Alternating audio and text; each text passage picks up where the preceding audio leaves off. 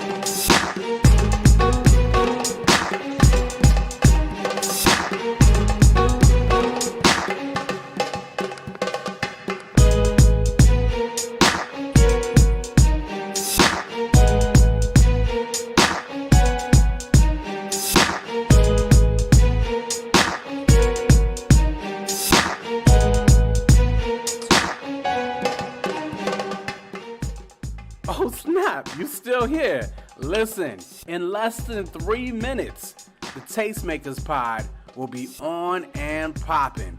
Don't miss Bree, Quote, Trish, and Corey talking about the hottest topics in culture.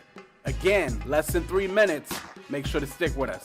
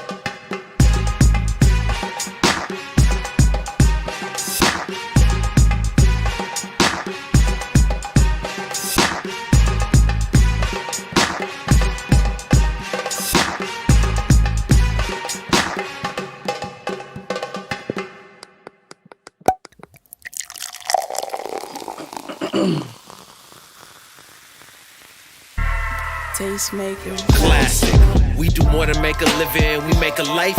When everything is dark, we are the light. We are the tastemakers. Aight. Let tomorrow tell the stories that we make tonight. I told y'all, patience is a virtue. This is what perseverance will get you. In just 60 seconds, you will be live with the Tastemakers pod. Again, appreciate you guys tuning in, and we'll see you soon. For the new tastemakers, sommeliers came out to play. Classics in the current day. For the movers and shakers. For the new tastemakers, sommeliers came out to play. Classics in the current day.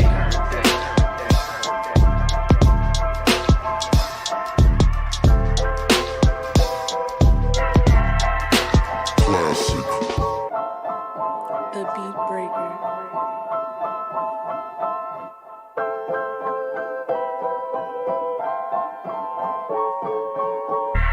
Tastemakers.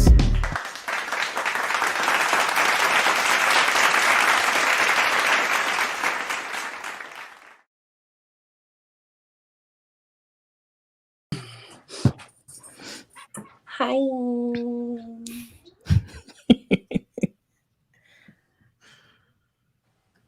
Hello, everyone. Welcome to the Tastemakers Podcast. I guess I'm the one that's going to do the introduction. But so, welcome to the Tastemakers Podcast. It's Wednesday night at 10 o'clock. It's official, the Tastemakers Podcast, your favorite CHH podcast on the internet. I am Kiera, a.k.a. Kino Key, standing in for our illustrious leader, Mr. Quote, is our favorite person, Charles. Well, my favorite co-host. And I said it with my whole chest. Who won't at me? Charles. Down here is the producer with the most, Miss Brina. And we waiting on God's. God's is having car trouble right now. Let's pray that God's get a new car. This is about the second time this has happened. So let's pray that God's get a brand new car, preferably a truck when it doesn't break down. Amen in Jesus' name. How y'all doing? Brina, how y'all doing? Y'all good? How was y'all's week? Whew. Well, I guess I can start. My week has been a roller coaster. Yeah. So let's see. I know I put in our group chat, I asked you guys to pray for my cousin who was on life support. She passed on Thursday. Yeah. So then that happened. And then on Friday, I got a job offer, which I accepted. Hey. So that was more good news. Yeah, let's see what else happened. I was invited to a church service Friday night that turned out to be a Christian nationalist situation I wasn't expected for. Shout out to so there's another trip down that roller coaster again. Let's see what else happened. Church was good on the weekend. Trying to get prepared for Christmas, but this whole season finale to 2023 has really been a terror. So yeah, so that's just kind of been my week. I've really been all over the place, but well, congrats on your new job. Congrats on your new job. My condolences to your family for the loss of your family member. Our thoughts and prayers are absolutely with y'all. Shout out to Judon in the chat. Shout out to Nat D in the chat. What? Amalgam. Okay. It was not around. That's hilarious. Charles, how has your week been? My week has been incredible. So my kids got awards at their school before school let out. My son, he's 4, he got a math award. My daughter, she's 9, she got a language arts award. Yes. They're excelling and couldn't be prouder. My oldest is finishing up her finals this week and she's excelling and she just became a teenager. So that part that's a little bothersome. It's a lot of people that are in disbelief and not really feeling that. Yeah, but it is what it is. It comes with the territory, and she's beautiful. She's blessed. She's brilliant. And that's my first baby. I had to write some of my stuff down.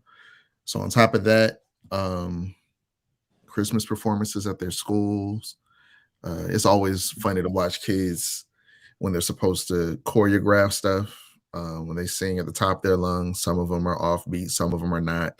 Seeing which ones want to turn on the performance genes more. And my kids are every bit of the show people. So it's, yeah. It is what it is, and they can't help but to be that way. You can't tell, but they get that from me. People who know me know that if it's music on, if it's a beat, if whatever it is, I'm out there and I'm with it. So that's it's natural to them, and they came out that way. But yeah, my week's been great. Did you get video of your babies performing? Absolutely. Are we gonna see it on your socials? What kind of question? Because we ain't seen nothing on the socials, so I'm just. Oh yeah, because I don't post everything about them on the socials. I post things here and there. The family that's supposed to get the clips, they get the clips. Okay.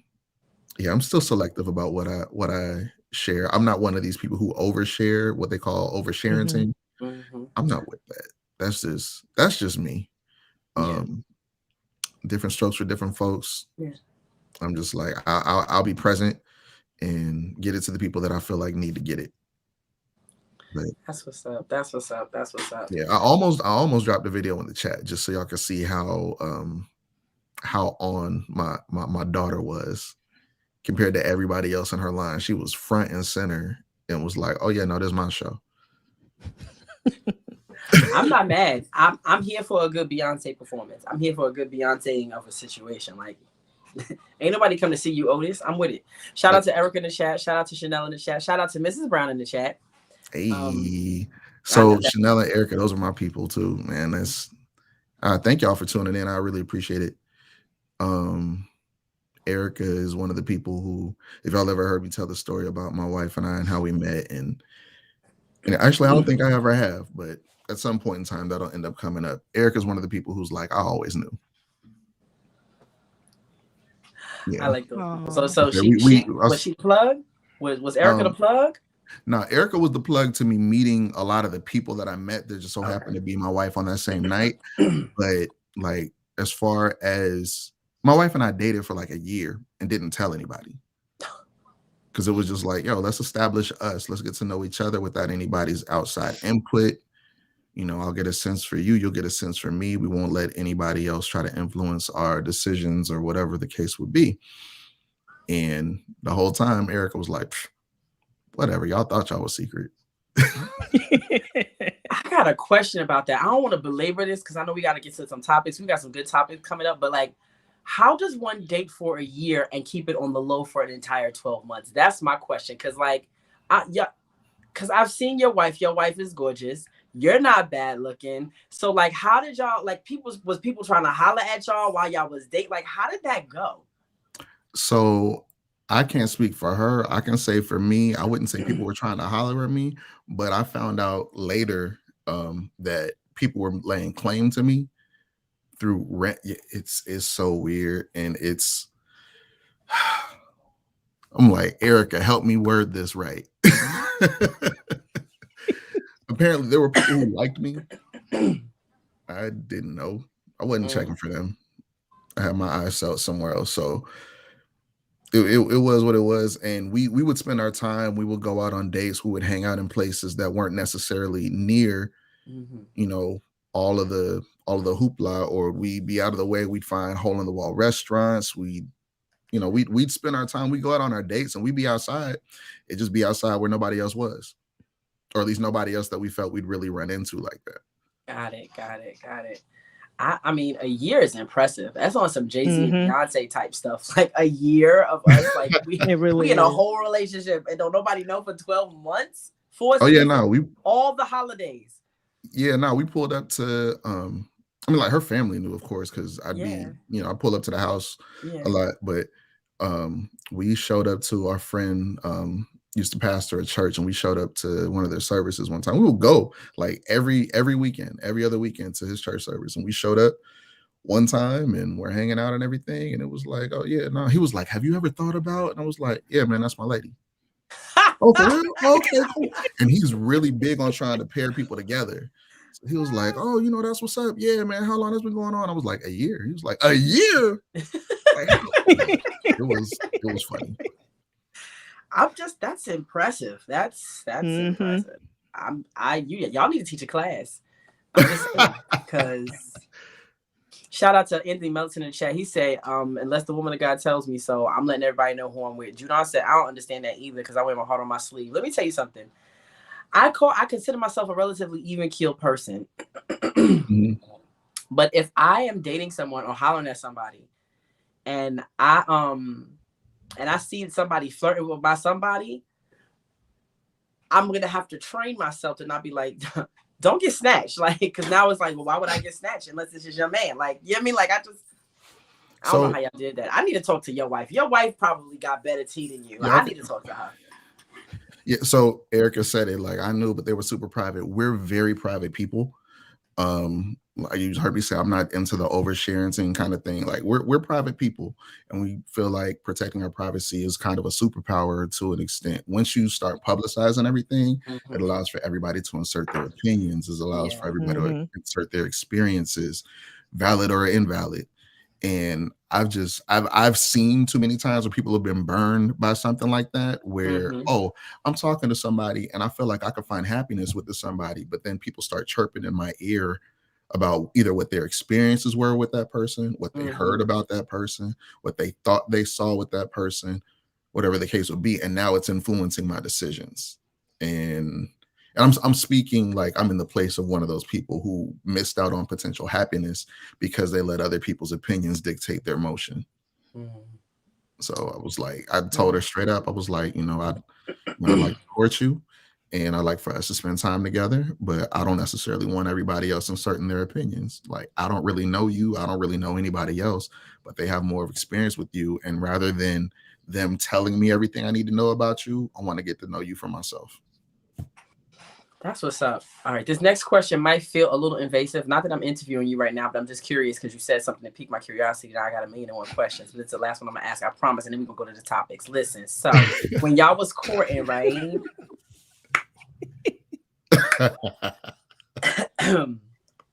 And y'all was together for this whole 12 months and didn't tell nobody. How did you keep yourselves accountable if nobody knew y'all was dating? We just knew our limits and would make sure that there was like, we weren't hanging out till like 2-3 in the morning. It wasn't no super duper late nights. It's certain situations where it's like, all right, I'm not about to compromise myself in that way.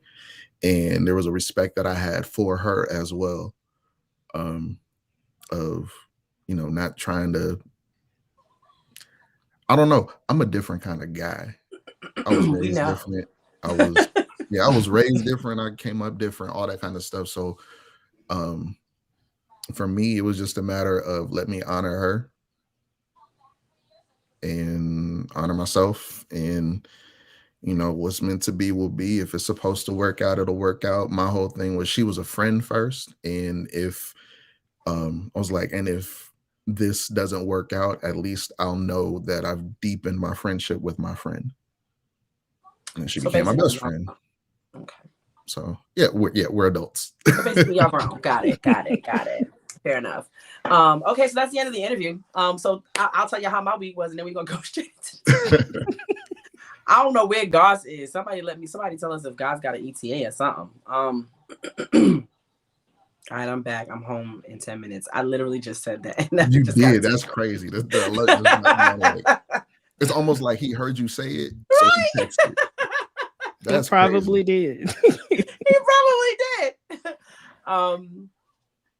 So no, my week has actually been pretty good. I've been battling like this weird kind of cough. It's been going around. So everybody I talk to is like there's this weird sickness, like cold that won't let you go going around. It's not COVID because I tested it. It's not COVID, but it's some sort of, I've been caught like, so I usually lead a prayer call in the mornings, right? Every morning at 6:30, well, at least Monday through Friday, I lead a prayer call from 6:30 to 8. This morning I woke up, I was coughing my head off. I woke myself up coughing at like 1 o'clock in the morning. I coughed almost nonstop till like 4 a.m. And then when I finally stopped coughing and fell asleep, I overslept and missed the call time for the prayer call that I was leading. And so then other people had to step in for me. But even after I woke up, like the only way I could stop coughing is if I put on a mask. It was so weird. RSV, is that what I hope that's not what I. So have you tested for that? Have you actually gone to a doctor to see a clinician? That's irresponsible. Yeah. It might be RSV. Shout out to Brian in the chat, man. Brian Vickers. That's the homie. His flu is going around. It's crazy. There's all kinds of random stuff going around. This is the time of year for it too. And people don't be washing their hands. I went to gross. I went out. So this past Sunday, I went with my friends. For the first time in my life, I had Korean corn dogs. I don't know what a Korean corn dog is, but that thing was fantastical. Okay. So there's a spot not too far, Cumberland Mall. They sell Korean. What's up, Kim? They had Korean corn dogs. And I went into the bathroom to wash my hands because I'm not about to eat food. I do this whenever I walk into a restaurant or anywhere. Before I order my food, I'm going to the bathroom to wash my hands. And I'm going to lotion them because I don't want ashy hands, but I also don't want dirty hands.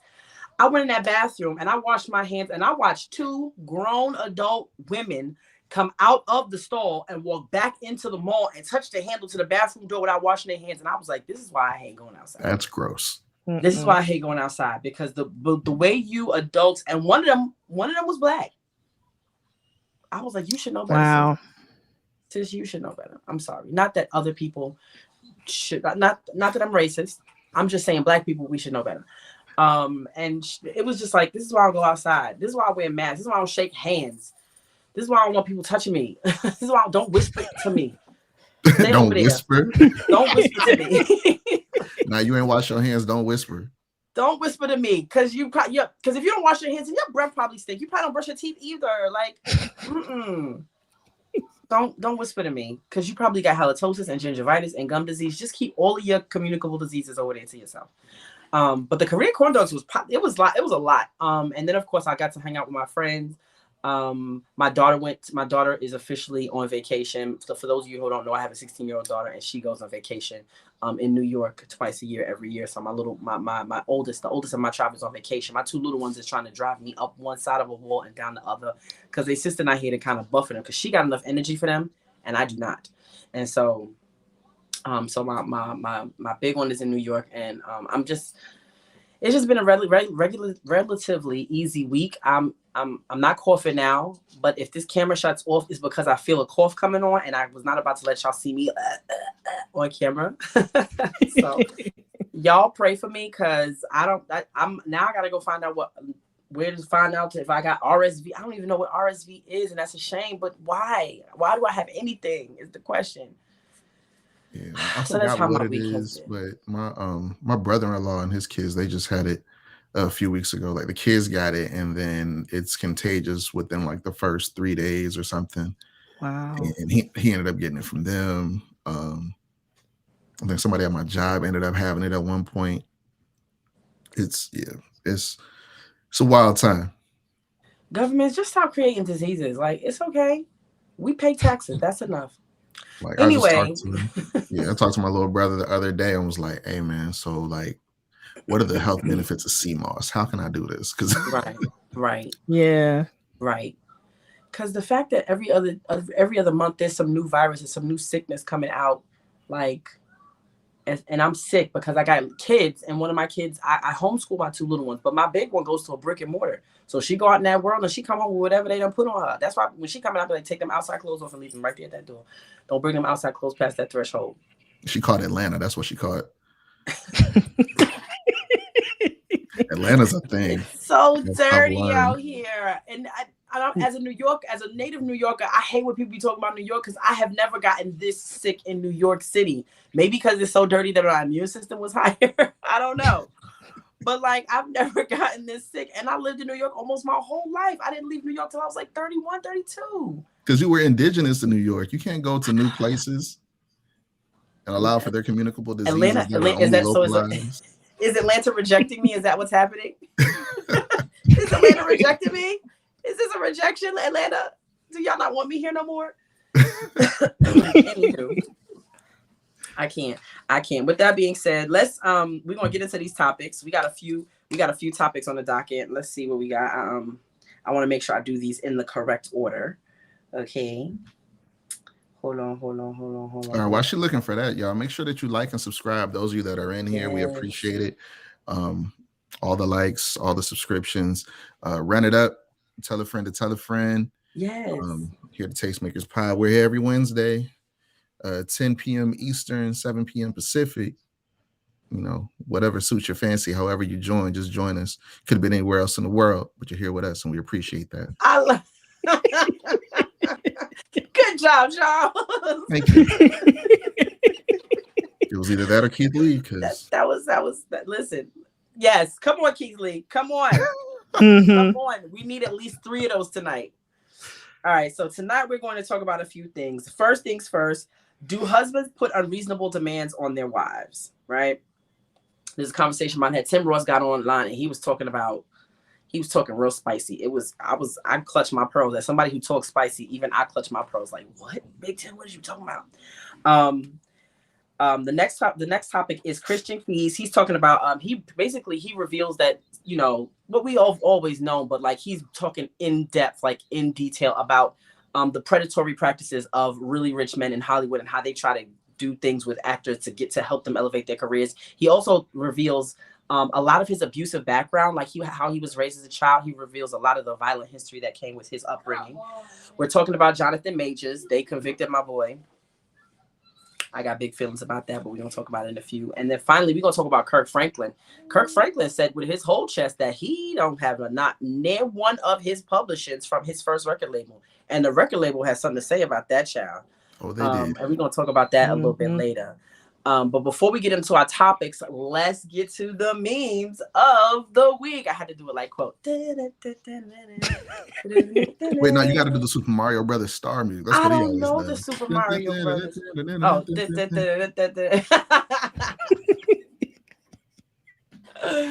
let's get to the memes of the week, guys. Okay, first meme is yours, Kiera.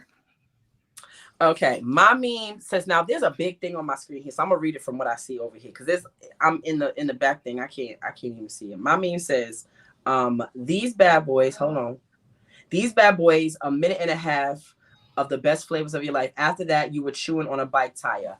Big facts. Big facts. That is true. I can't tell you how many times my jaw gave out as a child chewing these super bubble things. When I see I don't even think there's gum in them anymore. I really think it's just flavored tires. Like it's so hard to chew. It's terrible. And as somebody who has very sensitive teeth because I'm just whatever is just sensitive, I hate a minute and a half if you lucky. Listen. That's facts. What up, Dev? Hey, shout out to Dev, shout out to Faith, shout out to Brian Vickers. There's a lot of new folks. These is all your people pulling up. I bet you. I appreciate it. They running it up. That's what's up. I love it. Shout out to Erica. Shout out to all Charles's people in the chat. We're grateful for you guys. Thank you for pulling up. All right, next meme. Right. And this one is yours, Charles. Oh yeah. Me finally get caught up on all my bills, my breaks. Hold it. You better hold it. You better hold it.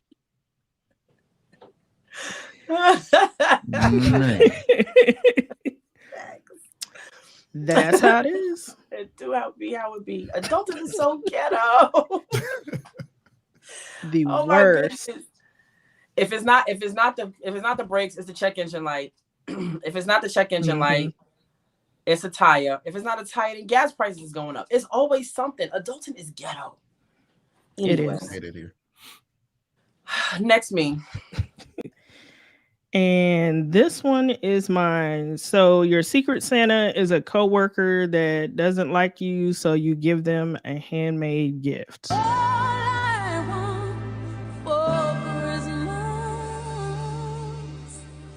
No.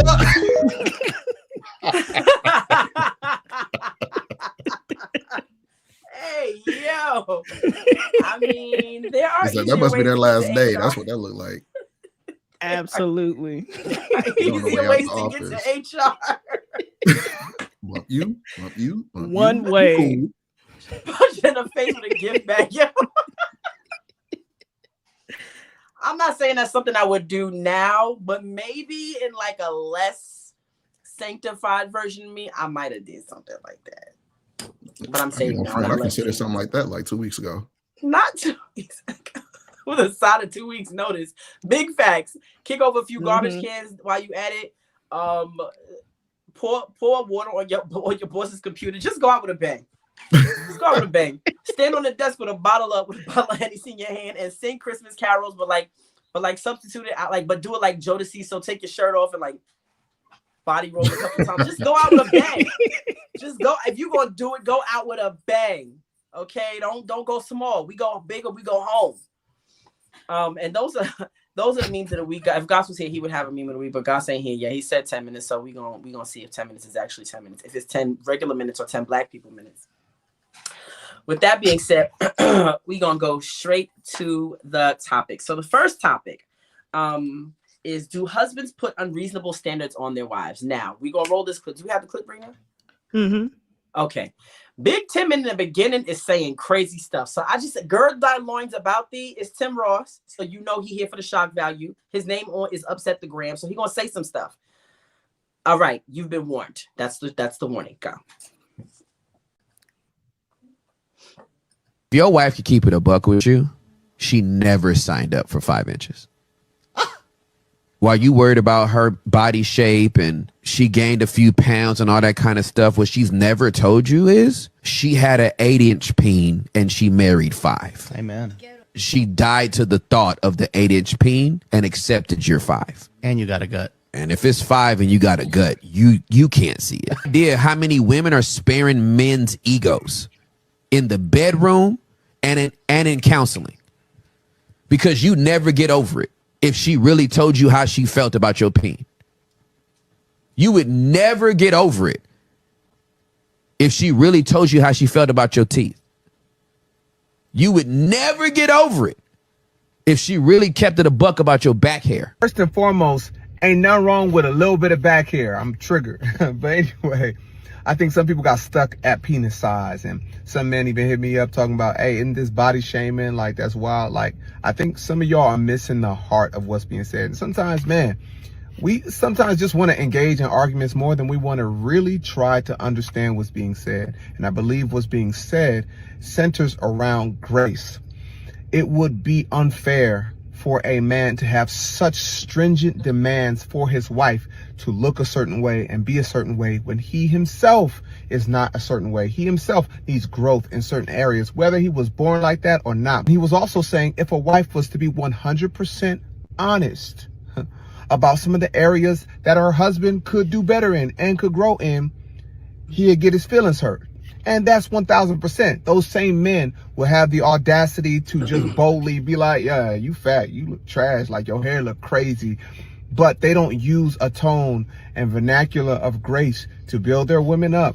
But I think what's being really hit at is there needs to be a level of grace when it comes to the way that we perceive each other in a marital relationship, because there will be flaws on both sides, whether he was born with them or she was born with them, whether it's character, whether it's physical, whether it's the way they dress, whatever it may be. There are things that if we were both straight up honest with each other and rash with each other about those things, we'd hurt each other's feelings. So a level of grace is needed from the woman and a level of grace is needed from the man. So I think what he's speaking to is this just common way that men just be like, yeah, she let herself go. Like, yeah, she had a couple babies and look, what's this, the belly over here? Look. And what's this obsession with perfection anyway? I mean, no dinner is complete without at least one roll. I'm part of team lift up the belly. I'm part of team those ain't stretch marks. Those are tiger stripes. Bottom line, grace for each other, y'all. Peace. So, first of all, shout out to Goss coming in here looking like a Diddy video. Okay, Shiny this Superman. this shiny jacket is blessing my life. It's giving. I don't know what they want from me. Go from side to side and keep your hands high while you keep your eye. Play, please. Goss, you is a superstar. You is a superstar. That's Goss. what they You just say. came- you That's came what from they a gig, say. didn't That's you? what they say. You heard? You just came from a gig. He got the chain. Listen. Yo, I just came from a fire holiday party.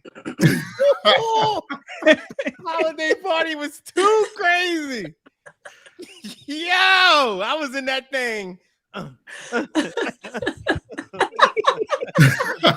in that thing. Wow. Doing a little bit of everything. You understand me? I was like, yo, I gotta go. So then when I was going to leave, my car was acting stupid. Bruh. But I'm here. It's time to get a truck. I'm here. I do need a truck because I gotta get a sub, and I can't get a sub until I get a truck.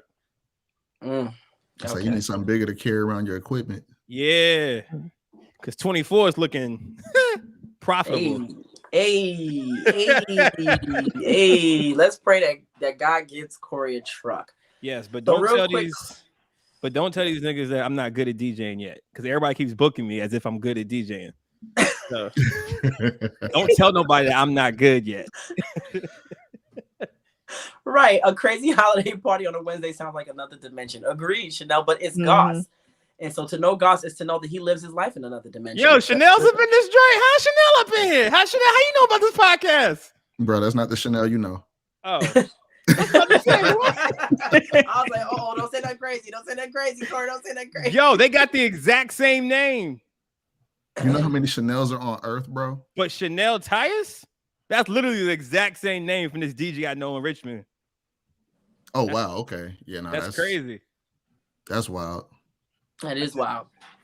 Wait, hold on. Who's Chanel? You know, I'm the gatekeeper. Everybody in here that you don't know is Charles Frank. Right. Everybody in here that you don't know is Charles. All of Y'all them. excuse my boy. Let me go through the chat and see who's in here. Erica, Chanel, Brian, Chanel, yep, Devin. them Yo, all, Charles, you brought the whole gang with you, bro? What's up? Charles It's a said few, gang, man. gang. My people show love, man. They support. Where they been at since, you know what I mean? Because this ain't the first time you've been here. No, but it's been you ain't noticed every time I'm on, there's more and more people, man. I thought it was like Keys people, because Keys people be in here strong too. Yeah, all my people sleep right now though. That's another story. So they don't tell any other people, Goss. Goss don't want them to know what he really think. I can't do it. Y'all know I got less melanated friends, a lot of them. And if I post this on like my Facebook or my Instagram, they gonna tune in, and this ain't for them. You know what I'm saying? What you mean? This might increase your DJ bookings. Nah, this might make me get fired from my job. They're like, we want that guy. We want that Kirk. Is we the reason you're gonna get fired, or is you the reason you're gonna get fired, though? This is where I go to let my hair down and tell the real about how I feel. I just need you to know how hilarious it is for us as bald men to talk about letting our hair down. Let my beard down. Let my beard down. Like this is when you got your black friends who you work with, but y'all can't talk for real. Oh, this is Gotcha. You gotta go to the other. Where you know what I'm saying? Code switching from like 9 a.m. until you get to the pod.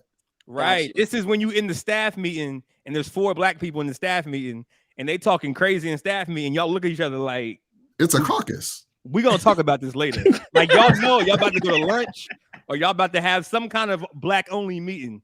That's what this is for me. When you communicate through eye contact, you ain't got to say a word or grunt. You just look at each other like. Right. It'd be like facts. So this is my safe space. So that means they can't be invited.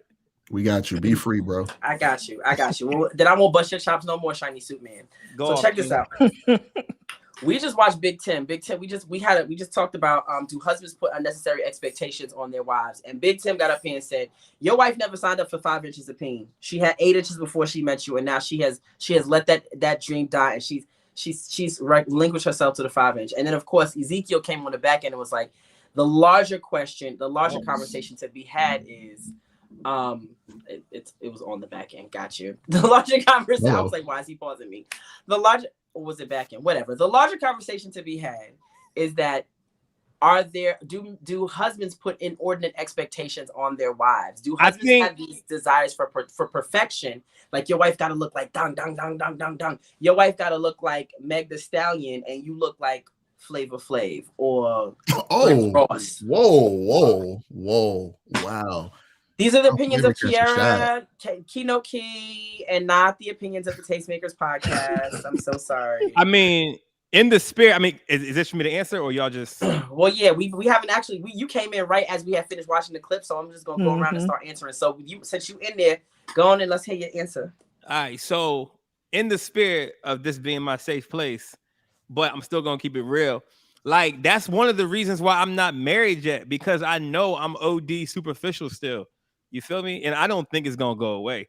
So either I'm not gonna get married, or I'm gonna have to marry a girl who's already like the superficial girl too, and she knows how she wants to look for the rest of her life.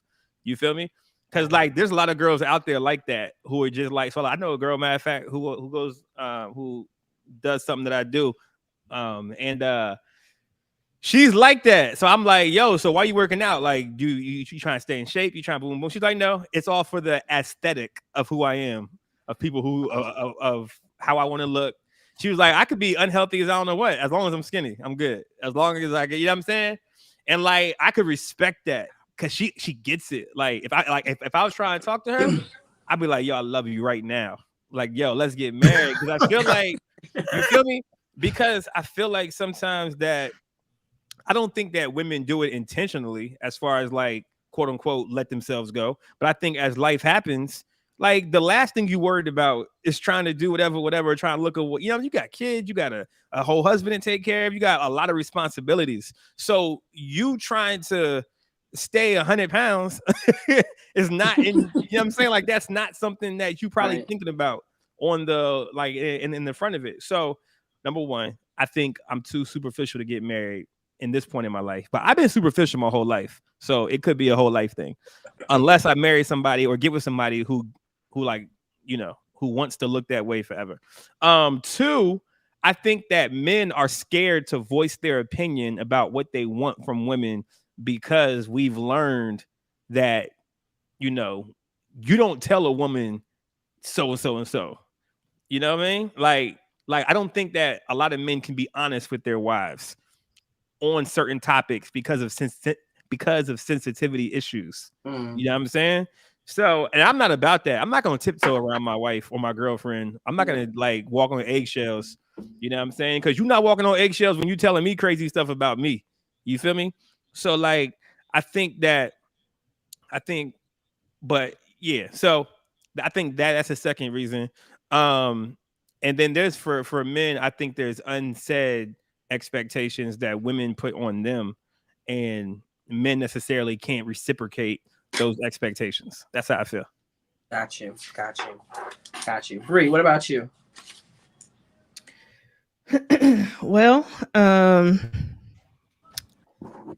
yeah, I know those expectations do exist, and like it's one thing to communicate what you want, but you got to be careful. Like if you look like the Michelin Man or Patrick Star, and I'm just being honest. I am being honest. Who's Patrick Star? Patrick from SpongeBob. Oh, got you. Like at least be what you're asking for. Nah, but see, Bree. Okay, hold on. I got a rebuttal for that. I have a rebuttal for that. What's important to you may not. I'm sorry. How am I saying this? Things that are important to me for my wife to look like, since we're using a physical appearance. Mm-hmm. The way I want my wife to look, you may not care about how I like that. That may not be important to you. So I don't think it's an equal. Well, if you want me to look like this, then you should look like that. Unless it is. You don't think women care? You don't think women care about what their husband looks like? No, that's not what I'm saying. If we're dating, and I come to you, and I talk to a girl, and I tell her what my type is, what I like, and this is what I like, type thing, right? And I want you to, since talking about physical stuff, I want you to look like this. I want you to look like this, whatever. And then you never mention that to me. I'm not thinking that you want me to look a certain way. Not saying I'm going to let myself go, or not saying I'm going to, just do whatever I want with my body, because I like the way that sometimes that I look as well. But if you don't voice it, I don't know what's important to you. If I'm voicing to you what's important to me, then I'm telling you. But if you never say it, I don't know that. So I can't expect that the way I look physically is important to you. I mean, that makes sense. It makes sense. Expectations because they weren't communicated. Facts. Yeah. Facts. And I know a lot of, in shape girls, whatever, skinny girls that are with these big dudes, and they don't care. They may like big dudes. They may hate how he looks, but they never communicated it as that it was something important. So that's what I'm saying. Like from day one, I communicate that with any relationship that I've been in the past. I tell them, this is what I like. I would love for you to do this. Right? So that's why I low-key disagree, because sometimes that's not communicated. And like Charles said, unmet expectations, or whatever you just said. But still, I'm still on be your expectation at least. That's all I'm saying. So?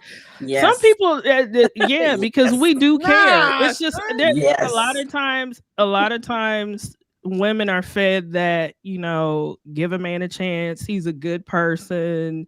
So we're really accepting of the person, but it's like we really want Patrick to go to the gym too. But it's like you don't want to say that.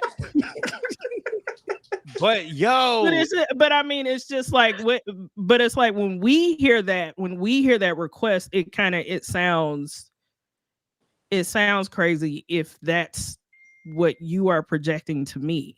It's like it's like if you don't care and you assume I don't care, why are you making it a big deal? But I mean, yeah, we do care. We do have care. different things. We care about different stuff. Like for me, like I don't know. It's just the way that women absolutely care if a man looks. If I marry you and you have a beard or you a certain weight, you can't. So for me, I'll jump in real quick. I was going to throw it over to you, Charles, but I want to jump in real quick. I have certain criteria in order to date a man. You can't be under a certain weight.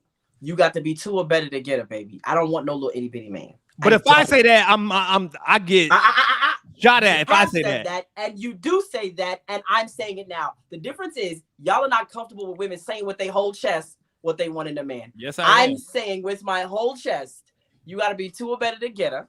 You have to be intelligent, smart, with a beard, and thicker than cold peanut butter. I'm not accepting anything other than that.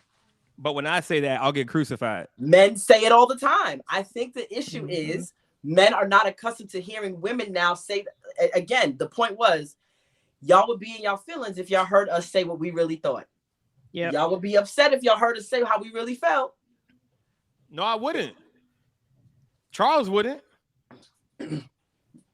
And Chanel said, and I'm crazy for leaving you because I thought you was gonna have hair forever. Like you had a head full of hair, now you going bald or your joint is thinning, so you low key looking like, I'm not gonna say it, but your locks is thinning out or your hair is thinning out or you getting a bald spot, and now I have to like you with this bald spot. You made a certain amount of money before we got together, and now you're letting yourself go financially. But what if I look better bald? To you. What if you look better bald to you? What if I look better bald? To you though, but you look. I didn't sign up. What if your friends like me bald? Who cares about what my friends like? I'm the one that's sleeping next to you at night. I don't care what my friends like. That's if they could go find what they like in a man. If that's my man, I didn't want you to be bald. Don't show up bald headed. I feel that, and that's fair. So what I would do for you is I'd get my road game popping. I get some hair club for men. I do whatever I want. I mean, I do whatever I would have to do to make you happy because I know that's important to you. And if you show me that same respect, and I'm like, yo, babe, like, I like you this size, like, I think it's okay to communicate what you want. I'm just saying. What I think the point that Tim Ross was communicating is. Oh, hold on, this is a Tim Ross thing. It is. Yeah. Oh no, I'm out. I'm out. You had all this commentary. I was waiting on that. I was waiting on that. No, I'm out. I didn't know Tim Ross was involved in this. I'm done. It is. Man. You know, Corey don't fool with yellow glasses. I don't like that dude. His glasses ain't yellow no more. I thought Corey was giving him a chance. He got a scandal coming. There was yellow in the video. Yep. Okay. He got a scandal written all over him. Hilarious. And so but the larger conversation is something to be had. Now, I have actually not found this to be the case with married men. I've not seen married men be beasting like this. I have seen single men beast like this, and it's like, you want what now? Because we're low key. Oh, I'm sorry, Charles. Go ahead. No. Go ahead. I'll let you finish. Because low key, we know that we're a luxury, and not like. So when you're like a little different, you can ask for different things. Because just like Kanye said, there's 1,000 yous. There's only one of me. There's not 1,000 me's. I don't know. But we're saying in the totality of it, it's way harder to find a good guy than to find a good woman. There's a lot of good women. Are you perpetuating the narrative that there are no more good men left? No, I didn't say that. I just said there's not a lot. Because by nature, men are dogs. So you have to have an experience with Jesus and be like, yo. Melissa. You said what? I was talking to Melissa. He said his request is simple. That's my brother. They are not. They are not. This is why I always say marriage is like a big deal for a guy, because you're saying, like, yo, you're the only one I want to be with for the rest of my life. And this is why guys are always holding off marriage and girls be the ones pressed to get married. You know what I'm saying? Because we know it's a big deal for a guy to commit to one woman. Because if we just were our natural selves, we'd be hitting everything around us. But it takes supernatural power for you not to do that. I don't know how I feel about this narrative. It's the truth. It's not a narrative. You want more than thick hips and thighs, Mellison. We have had this conversation. You're not gonna cap in my comments. In these comments. I mean, you're not gonna cap in these comments. We've had the conversation about the kind of wife that you wanted, and we prayed about it, and that's not all you said. But anyway, so Charles, I want you to answer. I want to hear from the resident married man in on the pod. I think so. I'm gonna start with what Ezekiel said, and the idea that the overall message that I think was intended to be communicated was that grace is needed on both sides. To speak to Goss's more recent point, the idea it's a numbers game. So women are far more plentiful than men are. We're not even talking about the quality. We're just talking about just numerically. So whether you want to call them good men, good women, bad women, whatever, way more women out in the world than there are men. So Kanye saying there's 1,000 yous and only one of me, ratio wise, I can go and have my pick of the litter. He's not saying it like that though. A lot of them out here. He's not saying quantity wise. Yeah, so there's that, well, quality as well, but so there's that. Society is taught for thousands of years, and it's been ingrained almost to the point where it's like muscle memory for women, and perpetuated and continued to be taught that, you know, you got to physically impress a man because we are attracted with our eyes. So, you know, do what you can to hold all that together. Yeah. I know of men who have communicated that to their women on the front end. Like, look, this is what I like. This is what I want. Like Corey was saying, which I think I applaud you for being upfront with something like that. A lot of people say they want honesty, but then when you give them honesty, they don't necessarily like it. But it's like, if I'm giving you upfront, this is what I'm looking for. You can make a decision that fast. Yes, I'm going to be able to try to live up to that, or no, I won't. We can be cool and go our separate ways. Yeah. And then I'm not saying that I'm sorry, Charles, real quick, just to make sure you guys are getting having clarity with what I'm saying. I'm not saying I'm going to divorce you if you know, get over a certain weight. I'm just saying I would be unhappy because I'm telling you, you know what you know what I like, and what you're presenting is not what I like. So I'm going to be unhappy. That's what I'm saying. Not saying I'm going to divorce my wife because she got big. Yeah. So I'm just saying, like, walk me though, because I'm getting to a place. So there's I guess they're vloggers now that my wife follows, and I don't necessarily want to say their name because I'm trying to give them free pub, but husband and wife, and the husband has been very clear with his wife up front while they were dating, early on in their marriage, since they've been married. I need your body to be this way. Yeah. And because he's been that consistent and clear with her, she's done everything she can to try to make sure his body is that way. I believe, to Key's point, she's also shared with him, well, if I'm gonna hold it together, you got to be like this. I need you to do this. And he's been making sure that he's been on his game with that. And, you know, that's a level of, some people would call it superficial. Other people just say that's their preference. Because what one person believes to be a preference, somebody else might deem to be, you know, inconsequential. So if that's the case, you know, you're living up to whatever the standard is that's being set by your spouse of what they like. And if that's who you're trying to attract, that's who you want to look good for. And that's what it is. I know, you know, for some people it's cultural. Some people in like African countries or certain African countries, an overweight woman is seen as somebody who's from a family of high standing because they can afford the food and everything. So they want a woman that's got a little bit more meat on her bones because it says that, hey, she's not poor. We can do something here. She's able to bear children. She's able to do whatever. They look at it in different ways.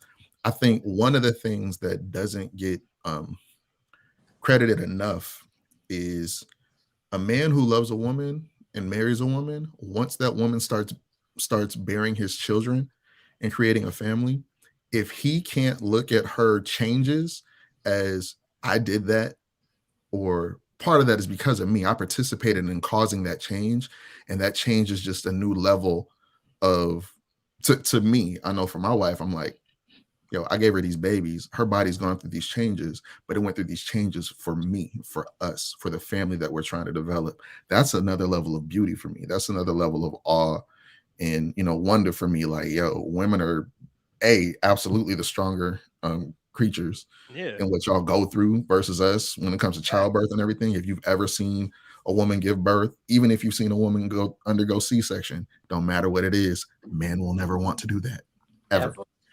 And so to think from that standpoint, yo, that's beautiful. That's almost like, God is like glory, then glory, then glory, then glory. For a man who's truly in love with his wife and sees the changes she's undergoing through that is like, that's beauty and beauty and beauty. Then there's also just the fact that life happens. As we grow older, like beauty fades. So what else is there to really hold all that together? If folks are breaking up because of how somebody looks or how much somebody weighs, then did they ever really have love in the first place? Or was it just like, I like how you look? That's my opinion on it. But we need grace on both sides. I think men, the male ego is far more fragile than I think we like to admit. And there's a way in which to communicate. I think open communication is important, but I think there's a way in which to communicate it. So like, I would hate for my wife to just walk up on me and be like, hey, bro, you really letting yourself go? You looking crazy out here. Like, what's wrong with you? Or something like that. I mean, granted, that would probably be more in a joking tone, depending on how it was delivered and when it was delivered. But I would much rather a gracious approach to be like, hey, babe, you ever think about, I don't know, let's go on a walk, or you want to get on the treadmill or whatever. Like, I think I'm gonna start going to the gym. You want to come with me, be my spotter, and then I help you. And like, there's ways in which to encourage physical fitness if that's what you're into, if that's what you want, than to just be like, hey, what's wrong with you? You letting yourself go. Like, that's, I don't rock with that method. Yeah. I've heard two opinions on it. And I've been in conversations about this since I was in 9th grade, because I felt this way since I was in 9th grade. Since you was pagoda? Since I was pagoda. It's crazy because really nobody else in here knows about that. They don't. They weren't there. That's another era. Right. Yo, funny because I walked in this spot and someone said Dirt Gang today. Oh, are you serious? It was like the Dirt. Another story. Anyway, so is it possible for me to love you wholeheartedly? Like, I think sometimes we think the two can't exist. I cannot like you getting a certain weight or getting bigger, and I can still love you as a person, but still be very unhappy because of the way you look. But that does not take away the love that I have for you. I think an example for that is there's people we dislike that we don't like. You don't always like your kids, Key. You know what I'm saying?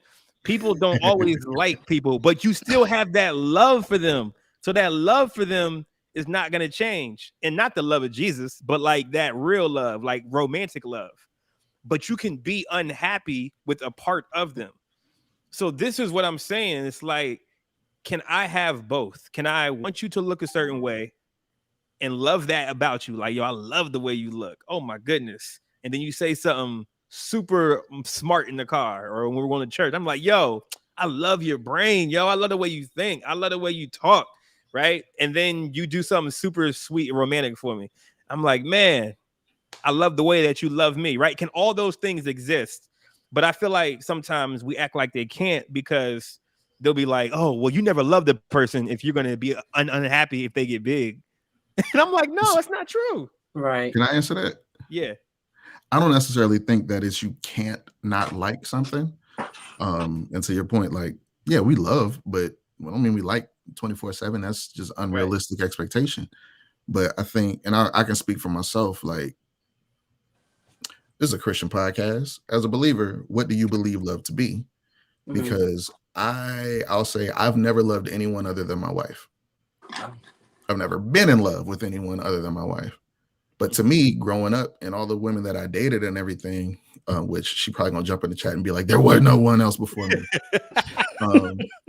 But like other women I dated and everything, it was affinity for them. It was infatuation. It was whatever it was. But at the end of the day, like, I've always believed love the way that the world deems it to be, a chemical response to a stimulant, or a physical response to a chemical stimulant. You're getting the serotonin and everything else going on in your body, the good feeling they make you feel, and it's like, oh man, I think I love this person. But I let my love come from a biblical standpoint.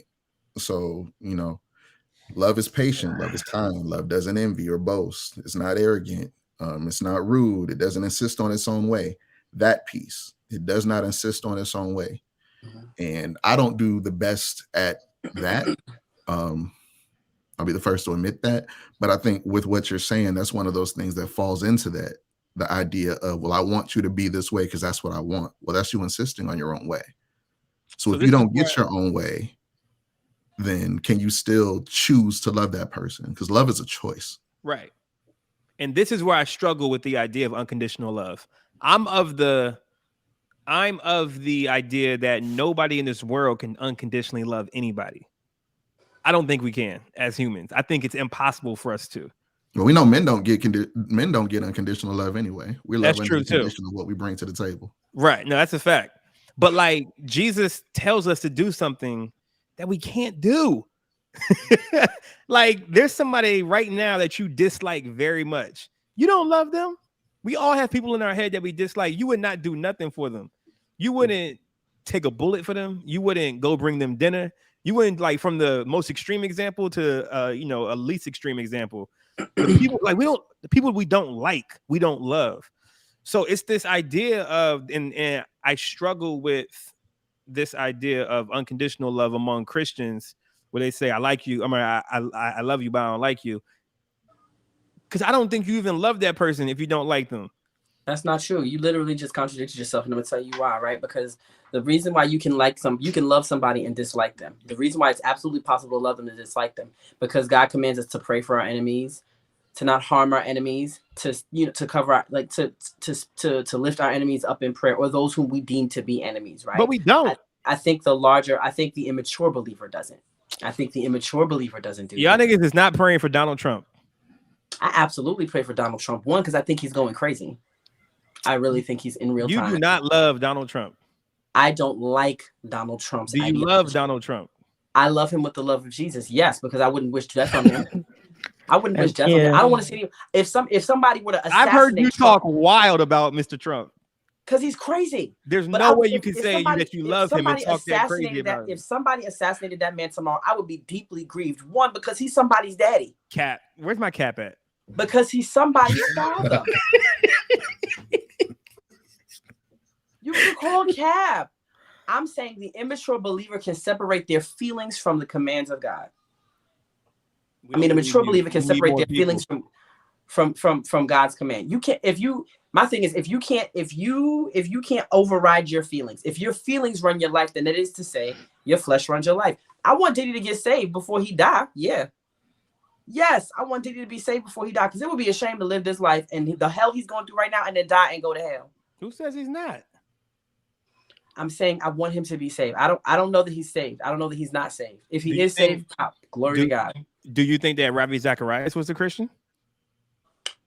Bruh, all right, now we going somewhere else now. No, we not. No, we not. We are on a rabbit trail. Mm-hmm. We are on a rabbit trail, and the reason why I'm saying we are on a rabbit trail. Y'all pick and choose who y'all think is Christians based off their actions, but their actions may not even be legit. Like Diddy's actions is saying, "Okay, I'm not a Christian." Ravi Zacharias' actions that we knew about were saying he was, but his life over here was crazy. Well, the Bible says, whose job is it to determine who's a Christian or not? That's what I'm saying, Charles. So that's why I asked Key, why do you think Diddy's not saved? The Bible says, judge a tree by its fruit. If you saw an apple tree producing oranges, would you call it an apple tree? So we're saying that Ravi was saved. Based on the fruit he bore, yes. The fruit that we saw. Because somebody else saw some other fruit. And then they brought that fruit to light, and now we're like, hey, what I'm saying. So if that's what you're going with, Goss, and here's the rabbit trail. If that's what you're going with, do you believe David was saved? Oh yeah, I think David was a Christian for sure. Do we believe that you are saved? I hope so.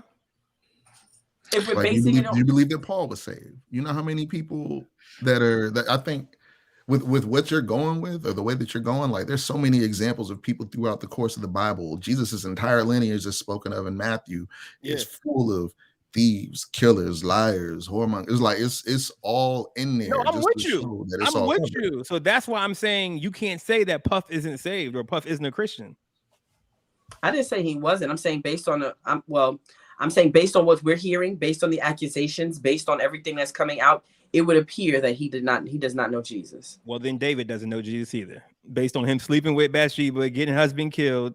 Feel me? It's the same thing. He repented. We don't He know. really did He frontline did. her husband though. That's what I'm saying. It's not our job to say who's saved or not. We don't know. We were talking about unconditional love, and you said, am I praying for Trump? Yes, I'm praying for Trump. And despite the fact that I think his leadership is trash, I still pray for him. I do think his leadership ability is trash. I don't think he leads well at all. And this is not just based on his presidency. I'm a New Yorker.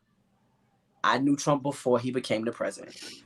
Based on his leadership track record of the last 35 years in New York, as a real estate tycoon, as a business owner, as a businessman, as a leader of whatever thing he was leading, he does not have a good track record. He has gone bankrupt several times. His leadership abilities are basura, and I can say that and still pray for him. Remember this when he gets elected next year or He this can't, year. well, not in Colorado. But listen, That's only Colorado. He's still what gonna I'm win. saying is, I can say I can have critique about someone's behavior and still love them. The same way you can say I don't like the way she looked, but I love her.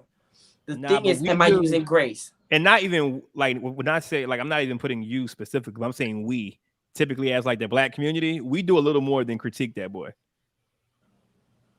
Who? Trump? Yes. I mean, we do that with all the presidents. Every president has gone. Nah, niggas loved Obama. Niggas did not critique Obama. Not everybody. Are you serious? Yes, they Not did. everybody. Yes, they did. You was. Hold on. Y'all telling me y'all gave Obama You the only hang same out with critique that y'all gave Trump? Fam. Everybody gave Obama more critique than Trump. Sure did. You said more critique? I don't know about more. I don't know if it was more, but he definitely got delusional. criticism for Obama sure. caught a lot of flack, not just from white people, from black people too. Let me tell you something. Let me tell you something. Black people are not a monolith, but if we were, we'd be the boondocks of this joint. Everybody can get it. Y'all capping hard on this podcast tonight. I think you need to expand your horizons because you only hang out with them Hillsong people. That's why you don't know what's going on. But I'm telling you, that everybody was criticizing him. Every president got criticized. Trump got criticized. Obama got criticized. They cooking Biden right now. They cooking Biden. I mean, I'm not talking about Biden. I'm talking about Obama versus Trump. Y'all saying they received the same amount of criticism and ridicule, which I just think is false. They did. They Niggas did. love Obama. And no, and there were more racist things said about Obama. Yeah, but I'm talking about as far as the presidency is concerned. You're saying that him and Trump get the exact amount or the exact same amount of criticism. No, I don't think anybody sees. So you're quantifying it. Nobody's saying they got the exact same amount. We're saying that everybody gets criticism, including Obama. Obama got criticism from black people. Oh yeah, I don't disagree with that for sure. But y'all saying like it's equal amounts, as if we feel the same way about Trump, we feel the same way about Obama. I think so. Back to the point and what we were talking about with everything else and grace and delivering messages and then we're gonna quit it. We've been on this subject for that long. Go. Yeah, and communicating openly. Obama got criticized for unmet expectations. Right. Overwhelmingly unmet expectations. It's a black man in office. He's supposed to do for the black community. He's supposed to be able to set up something for reparations.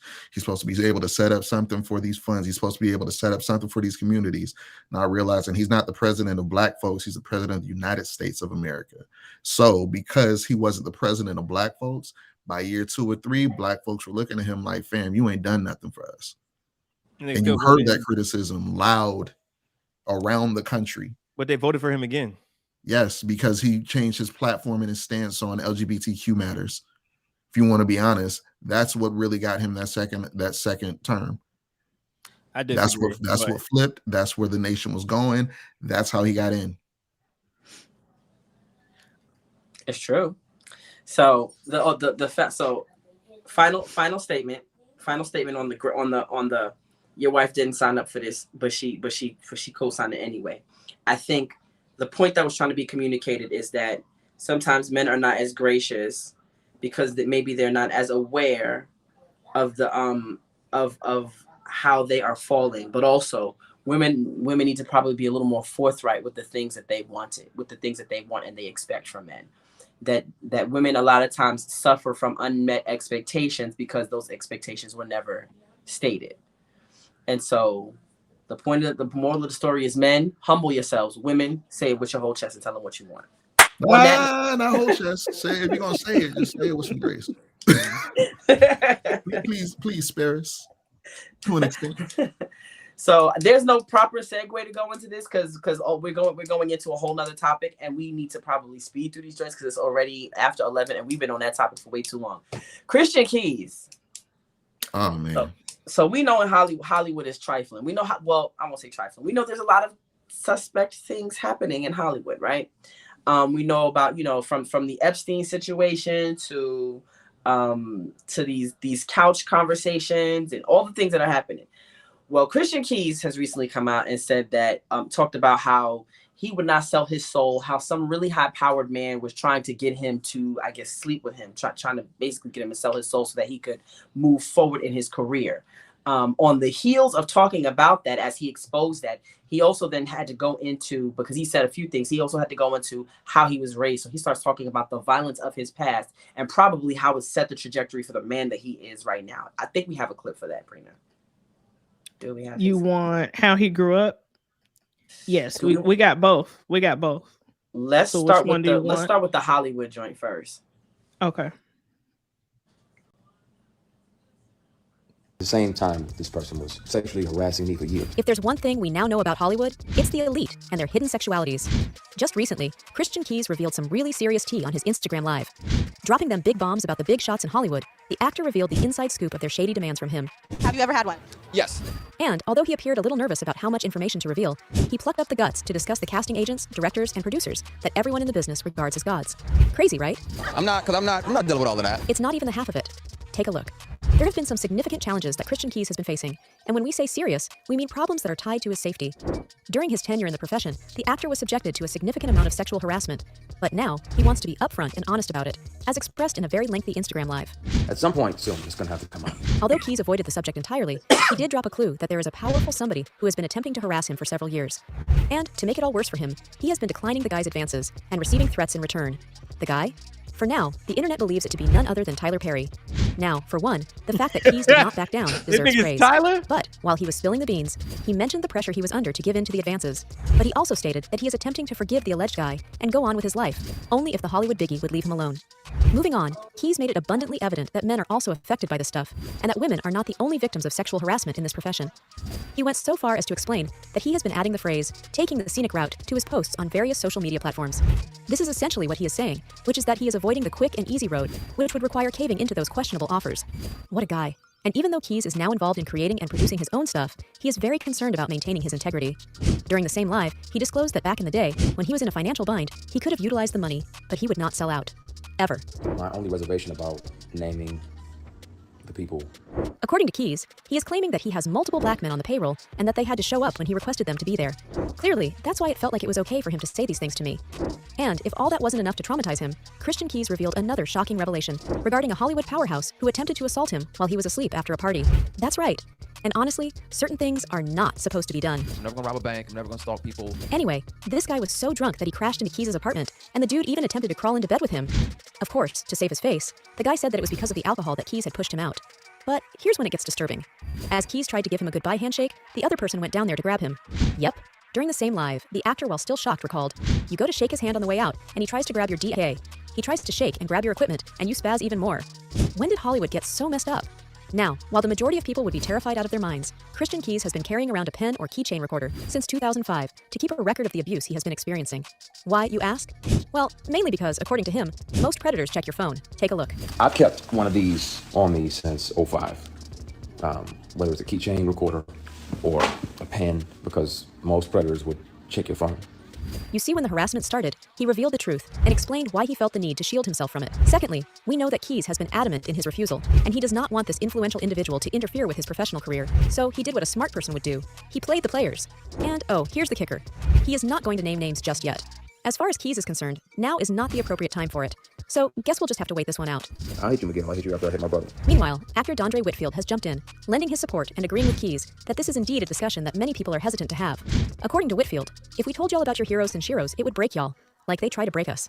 But now let's see if our people have the same energy when men are the targets of sexual harassment, sexual intimidation, and assault. Let's see if we're more interested in protecting the people or celebrating the powerful. Not to mention, support from Christian Key's female coworkers has also immensely poured in. According to actress Elise Neal, my brother, I understand, and I completely am with I've been in these situations and I'm proud of like I'm proud of myself for always taking the long route. Love ya. Harry J. Vaughn, who had collaborated with Keys on the film Love Me or Leave Me, also added her 2 cents by stating, sending love, strength, and positive healing energy your way, brother. Honestly, all that support is good, no doubt, but will Keys receive his due share of justice? Well, we might not be sure of that, but here's what fans think is going to happen next. One of the many fans expressed, doesn't surprise me in the least. The richer they are, the more depraved they are when no one is looking. They think they can buy off bad behavior, and these F's just keep getting away with it. Whereas, another one jumped in stating, not going to lie, despite his connection to MM, if this is true, it makes me incredibly sad. TP has been very emotional and outspoken about the sexual abuse he suffered as a child. How sad to think he has perpetuated the same behavior. However, if it can be proven true, he needs to face the consequences, regardless of MM. Cats is coming for Tyler. Wee. That boy whistleblowing, ain't it? Now, all right. Before we get into it too much, let me just. You the expert on this here one. I'm gonna let you take. I'm not the expert on this. I just want you to are make sure Hollywood that, I just things. want to Hollywood make sure. things. You right there down the street from the gate. I mean, Hollywood, yes, it is what it is. But I just want to make sure that we make it very clear. He did not name Tyler Perry as the person. He gave a description of the individual in question. And there are actually a few people that fit that description, one being Tyler Perry, and everybody automatically goes to that. So I just want to make sure that for the sake of Tastemakers Podcast, everybody's opinions on the panel, we are not saying that it's Tyler Perry. Y'all are hearing people say that it's Tyler Perry. We are not those people. We don't know who it is. We know that there's somebody. What'd you say? It probably is. Probably. We're not doing that. Allegedly. I wouldn't be shocked. Y'all wouldn't be shocked either. Allegedly. So I am a bit disheartened. One, because considering the abuse that he faced as a child, it's actually kind of sad that he has to. It feels like it's just the opening of another wound. I'm low key like, why did you tell us that you had a recorder pen? Because now they gonna pat you down. Like, hey, Quo. Now they gonna pat you down every time you go up in the spot. Like now they gonna search you for everything. You ain't gonna be able to go nowhere. Like you gonna be. Why did you say what you said? In terms of the stuff that you use to record, like you should have kept that tucked. But I feel like, this is nothing new. We're not surprised at this level of behavior. I think we'd probably be surprised at who did it, but it doesn't surprise us that it's happening. Nobody is shocked by this behavior. We know that it could be Lee Daniels. It could be. I wouldn't be surprised if it was Lee Daniels. I'm just going by the comments. I know somebody that tried to say that it was Tyler. Had I guess they replied to Michael Keys on. Tyler Perry got a whole baby mama. You know that? What'd you say? He said he can't recall seeing Tyler Perry with any woman ever. I'm like, he got a whole baby mama, Jew. Yeah, he do. He does. He got a baby too. Well, that makes sense. Baby mama. Yeah, I'm sorry. He got a whole baby mama, Judon, and she was a model. It's probably Devon Franklin. Whoa, sir! Whoa. Stop naming people's names. No, stop naming people's names.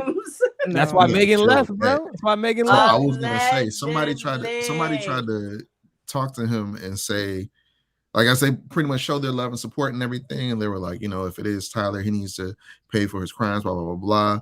And then Christian Keys replied and basically said, I'm not saying who it is, but if I do give the name, it's going to break a lot of hearts. So whoever it is somebody that's cared about and thought very highly of. Which is why people assumed Tyler Perry. Because Tyler Perry created a household name with Madea, but it could be, it could not be. I mean, Tyler Perry does have a whole, I'm looking up his baby mama now for you, Ju, so I can remember her name. She's a very famous model. And they have a kid that's about 5 or 6 together, actually. No, that don't mean nothing now, right? I'm aware. I didn't know that it was a model. I thought he was just not married, but had a baby with some, regular joint. Galila Bekele. I believe she is Ethiopian. Really, really pretty girl, like beautiful girl. And they have a son together. I know that doesn't mean anything. She could have very easily been a beard, which is why they didn't make it, because we were kind of trying to figure out. He had said all these amazing things about her, and then they had just broken up. Nevertheless, we don't know who this person is or who this unnamed person is, and he has said that he's willing to go on his way and live his life if they would just leave him alone. But he's received threats. I mean, it could be anybody. It could be Diddy. Who knows? It could be anybody if we name it people. Diddy still catching space. Wouldn't be surprised if it was.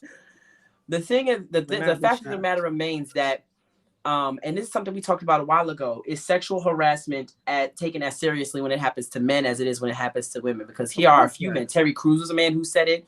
What was the other guy's name? What's the name? Well, it was a white guy. I can't remember his name. Is it the one that Chili is dating or one of her brothers? One of the white guys. Well, the Lawrence brothers. One of the Lawrence brothers. One of the Lawrence. Oh, yeah. One of the Lawrence boys said, quote said it's definitely Diddy. One of the Lawrence boys said that they have been harassed. They have been trying to, people have tried to sexually harass them. So we know that there are powerful people who are extremely perverse. And it's, it's when my daughter was younger, they would be like, you should let her go into Hollywood. You should let her be on acting. I said, I will burn something to the ground behind my child. And they play too much in Hollywood, because look at all the Hollywood children and how they've turned out, with the exception of maybe like, I don't know, maybe like, right, Tia, Tamara, Taj. Well, Tia didn't get messed up in childhood. Tia went off the rails as a Jason grown-up. Weaver. There's a lot of dudes coming to Hollywood that are straight. A lot of kids, right? That haven't been tampered with. Yeah, not that are straight. That haven't been tampered with. That we know of. Yeah, that we know of, right? Charles. And so, for me, it's just I none of this surprises me. I'm just sad that looking in his eyes as he's going through this, considering the abuse that he went through as a child, and I don't know if we're even going to talk. We're going to lend if we even want to talk about what he went through as a kid, having been abused and all that stuff. Like, he talks about his childhood. It was very violent. He says because he was adopted. He said his adopted mom was mad abusive, and he faced sexual abuse as a kid as well. And so to have this open back up, my thing is like, why don't we take sexual harassment toward men, aimed at men, more serious, or as serious as we do when it comes to women? Because that's the way of the world. Like, men are seen as, you know what I'm saying? Like, nobody cares about us in that way. Because like, we're not like, if that stuff happens to us, especially by a woman, we're expected to like it, which in most times is true. Mm-hmm. But for women, you guys are the ones that we're supposed to protect. You're the ones, like, y'all are delicate. Y'all are like flowers. Y'all are, you know what I'm saying? Like the lesser of the two. You know what I'm saying? So it's like, we're built to protect y'all. So when that happens to y'all, but like, to be honest, I like it like that. Like, I'm not mad at that. I'm not saying that there shouldn't be any kind of pushback or repercussions for people that sexually harass men, but I'm saying I don't want it to be the same level as how we really go in for y'all. I think that's just the way that it's supposed to be and the way that it is. I think because women are seen as delicate and men are supposed to be strong, that for a man to admit that a woman did something to him that he was not in control of makes him look weak. For a man to admit that another man overpowered him in a way makes him look weak. And if there's anything that men refuse to let the world see them as, it's as weak. So like Brian said, their perception is that men can protect themselves. And in order to maintain that perception, you can't let somebody know when you've been dominated, manipulated, abused, whatever the case is. Otherwise, it now exposes your fragility. Men aren't allowed to be human in that way. Women are. Women can be fragile. Women can be broken and then pieced back together as a beautiful tapestry, mosaic, however you want to word it. Men are broken and now we're damaged goods. I've heard that argument for both sides. I've heard about women being damaged goods, especially when it comes to single mothers. I think, though, there's a dehumanization that's happened when it comes to men. There's a dehumanization that's happened that's in general, but even more so aimed at men.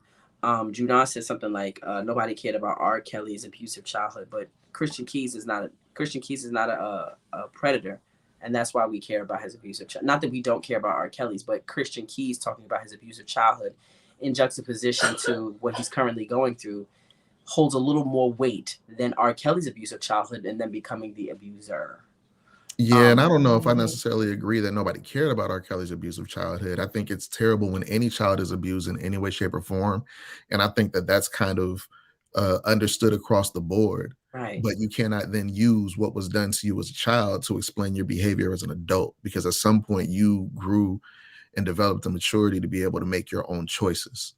It's, cycles repeat and perpetuate themselves, but that's like saying, well, I abused my wife because I saw my daddy abuse my mom. Yeah, what your dad did to your mom wasn't right, and what you're doing isn't right either.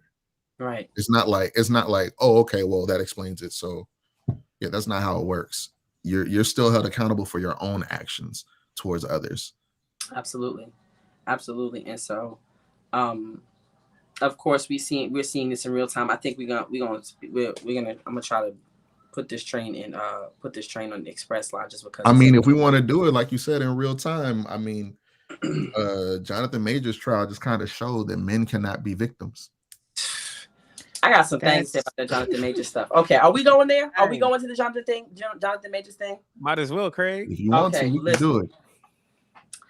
So Jonathan Majors recently got convicted. I'm sorry that we yanked this train so hard, y'all. Jonathan Majors recently got convicted of misdemeanor charges for that for harming that woman that he dated. And is there media? Before I give my opinion, is there media? I'll let everybody else give their opinion. Is there media or any kind of clip? We don't have any video clips. Okay. Do we need video clips? We watched that man run for. We don't. We really don't know. We did. He's only mad because the girl's white. If this was a black woman, she wouldn't be this upset. No, I am mad at the way black women are treating this situation, because they're like, well, he shouldn't have dated a white woman. And I'm like, oh, okay. Him being convicted, like, I don't care, because I mean, we already saw that white girl chasing through the street like she was Freddy Krueger. We already saw how this played out. My issue is okay, since I'm out here, my issue is with NYPD and the prosecution team in New York. My thing is, y'all found a way to convict this man for breaking this little girl's finger, but couldn't bring Abner Louima's offenders to justice. You couldn't bring Sean Bell's offenders to justice. You couldn't bring Eric Garner's offenders to justice. You couldn't, like, y'all major in the minors and minor in the majors. And that's my biggest issue. He got convicted of breaking a finger. That's a big deal. He broke the finger of a woman who isn't is she responsible for the cure for cancer? He broke the finger. Well, I won't even say he broke her finger. First of all, Jonathan, where did you find this mentally unstable, drunk white girl? Like, where did you find her? Because where do you date? Like, where did you find her on Hinge? Like, where did you go to meet these girls? What? And that goes into something Juna said earlier. Find a woman who complements your lifestyle. Speaking of Jonathan Majors, I feel like my bigger issue is that he chose poorly. I don't care if he chose black, white, yellow, green, purple, brown, Puerto Rican, Asian. I don't care who he chose. He chose a girl who couldn't meet his lifestyle and then tried to force her into his lifestyle. And then when she did not meet the lifestyle, everything went catastrophic. You took somebody who didn't know anything about what you did, brought them into your world, let them get a taste of what you was. She did not have the character or the ability to uphold the image you needed her to carry so that you could keep the bag. And she's the reason you fumbled the bag.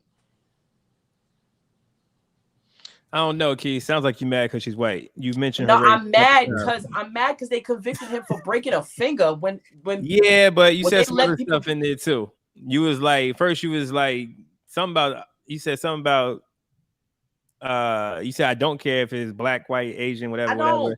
But then you was like, you picked this girl who doesn't know your lifestyle, doesn't know that. And then you mentioned she was white. And then you said some other stuff too. So so to address one point at a time, I don't believe racist so bad. It's okay. Go ahead. You are racist. It's fine. No, she's not racist. She's prejudiced. She's prejudiced. I'm sorry. That part. I forgot. You're right. I'm sorry. Forgive me. She's prejudiced, you guys. She's not racist. So I think that to one of your points, you don't necessarily, you pick who you're attracted to, who you like, who you can see yourself with. Me personally, I usually pick girls that are opposite of my lifestyle. I'm not banking on this girl that I pick to hold up my image or reputation. I'm not picking you for that reason. I'm picking you because I like you. We have stuff in common. We get along. I'm sure that I'm sure he didn't pick her because they didn't get along. Like they probably had a bad stretch. This was part of their bad stretch. But I don't think he picked her and said, "Yes, you're gonna ruin my life. I want you." Like I don't think that's the case. So I think that point you made, I don't see the relevancy of picking a person that is on the same level as you or can uphold your lifestyle or can whatever you said about that. So equally yoked is not a thing? When it comes to religion, yes. When it but comes like to if I want to date a girl who knows nothing about my lifestyle, who doesn't do what I do, actually I actually prefer those kind of women. Like, I don't want you to do the stuff that I do. I don't want you to be in the same industry I'm in. I want you to be like a school teacher who comes home.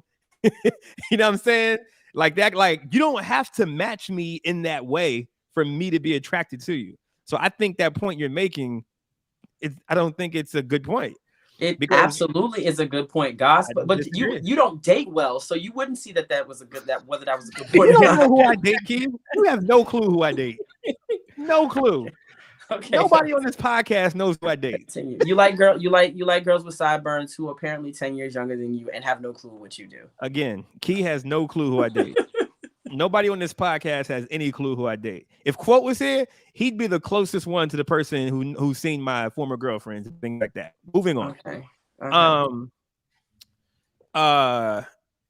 He was not guilty of the major charges that they tried to get him for. As far as the ones that were like really like gonna get him some jail time and stuff like that. I mean, if anything, for him being this big black man and her being who she is, I think he got off pretty clean. I think for him to be in that situation, his name to be mentioned, we just knew that it was a death sentence, no matter what happens, if he was innocent or not innocent. The fact that she accused him of something, and that's unfortunate, but that's the world we live in. I think that Jonathan Majors is in the better place. He's dating Megan Good now, and I think he's not going to necessarily. He's going to move wiser, I should say. He's going to make choices that are better for his career. What career? He still has a career, and he's going to be, and he's going to bounce back. I mean, definitely especially because he didn't get convicted of the major charges, so I think he'll be fine. And I think he's learned a valuable lesson. And it was my thoughts. My issue is not who he dated. My biggest issue is that NYPD and the prosecution team and the district attorney in New York found a needle in a haystack and was able to convict this man on some misdemeanor charges. And they have let much larger stupidness go, all in the name of, I don't know, justice. And I'm just like, right. Like, yeah, we watched NYPD choke Eric Garner out in real time and they got away with it. Like, we've watched so many more heinous things happen in New York, but y'all found the one little hair to be able to convict this man of what again? And That's ruin true. his career? That's true. Mm-hmm. Now, some people say he was arrogant because he was reading the Bible while she was on stage. I'm like, is he supposed to listen to her? If he feels like she's lying, is he supposed to look at her in the eye while she's lying about him? Like, would that not have made him come undone to hear somebody? Like, I don't know. I just feel like it was stupid. And I don't know that you saying he could bounce back. He might. It won't be no time soon. No, I think it'd be sooner than we think, because there's enough black people in power that will give him jobs. That I think it'll be sooner than we think. And we've seen the tapes and things like that. Now, if this is like 10 years ago, 15 years ago, then you're right. It wouldn't be soon. But there's the Tyler Perrys. There's the people that are saying, like those people, those people in Hollywood. So I think he'll be good. Like, he's not broke. He still can work. He's not. I mean, but he got fired by Marvel. Like that was a bag. No, for sure. Absolutely. But that you can't say that's not going to tarnish his career. This is not going to put a tarnish on his career. I don't think so. Okay, we'll see, won't we? Bree, what you think? I think that white girl tears are real. How come Bree and not that's- racist? How come Bree not racist? How come Bree not racist, guys? Because you bring it up in every conversation, Bree doesn't. Bree does actually. Continue, No, Mother she Bree. doesn't. And Come plus, on, Mother Bree. you're already admittedly prejudiced. So Come on, Mother Brina. Bree's not prejudiced. The man just don't like me. Continue though. No, you said you were prejudiced. Y'all hilarious. But you love everybody. I can have preferences the same way you can like little skinny girls. Don't mean you hate big girls. It just means you prefer skinny girls. I don't hate white people. I just prefer black people. All right. I'm not even gonna break y'all up. Mm-mm. Finish, Brina. No, I mean, I agree with everything you said, Kiera. I think it's just like I said, white girl tears got to the best of it's what grabbed their attention to make this an issue for her to receive justice. And none of the things that we saw on video, obviously it didn't matter that he was trying to avoid this whole situation. I think that's what's the most upsetting for me. It's that a big black man who is apparently aggressive, like he had to be punished. It's just, I don't know. It's just sad. I hope he makes better decisions. He probably will going forward, but I mean, I can't speak for him, but it's just the stereotype is what got him in the end. But what is whole story was crazy. What is Kaylin talking about? HSHNMW. I have no idea. I want to know what that means though. Hey, what up, Kaylin? I'm my bad for not shouting you out. What does that mean? All of these acronyms that you got. She's speaking in tongues. What's going on? Kaylin is it's the second time I've seen that. Yeah. You don't know what that means, Kaylin? Kaylin, you gotta tell us what that means, Pooh. You should have never messed with that white woman. See? Yo, y'all prejudiced. It's not even the fact that he was with a white girl. It's that. Yes, it is. No, because said... if he was with a drunk black girl or a black girl who got drunk all the time and was wilding and fighting, I'd be like, yo, where'd you find her? No, you wouldn't. Like, why didn't you get a girl who understood your lifestyle and the image that you have to maintain? You're a Marvel movie superstar. Why would you choose a girl who doesn't understand that there's a certain image you gotta upkeep? It don't matter that she was white. It don't matter that she was Spanish. You chose poorly because this girl is an alcoholic. She's an alcoholic and she liked to wild out. And then you try to tell her she need to be like Coretta Scott King or Michelle Obama. I'm like, you can't make this belligerent girl a housewife. Like you can't, like it's that he chose poorly. It's not that he chose, it was just a white girl. You chose poorly and you tried to make her be something that she's not. And you're dumb for that. That's what you get. Yo, he be talking about people's lives like she knows the exact choice that they made and that she grew up with these people and she knows exactly who they are as people. Am I not entitled to offer my opinion? No, you're entitled to an That's opinion. why Don't mean we're it's here. right. It don't mean it's right. Because like you talk with such conviction, clarity, as if you know the person. Certainty. I'm going based off what I've researched. Key, the way that you told me about women that I like, and you don't like what? Where did you get this from? Did I hurt your feelings with that? I'm sorry, Coach. No, you didn't. I just hear you continually make these assumptions about people as if That you shiny know jacket them. is deflecting any opinion you have. Right. It is. I'm not gonna argue no more. I'm gonna let him say what he gotta say. No, it's not. I'm just saying you talk like you know the people, like you know the people, and you don't. So based on what was released, the information that was released in the public, she would get drunk. After she got drunk, she would get belligerent, and she's been thrown out of several places because of her drunk, belligerent behavior. These are things I read and researched. So I'm saying if she's done it once, twice, 3, 4 times, it's a pattern. It's not an accidental. It's not an oopsie. It's a pattern of behavior. Something that happens in a person's life more than 3 to 4 times is a pattern. It's a behavioral pattern. This is public knowledge. And I'm saying you chose this girl with this pattern of behavior of getting drunk and getting loud and getting belligerent in public. and then you tried to correct said behavior by forcing her into the mold of a person she was never meant to be, and you still chose her anyway. You chose poorly. That is your bad. That's public knowledge, guys. I mean, I'm reading things.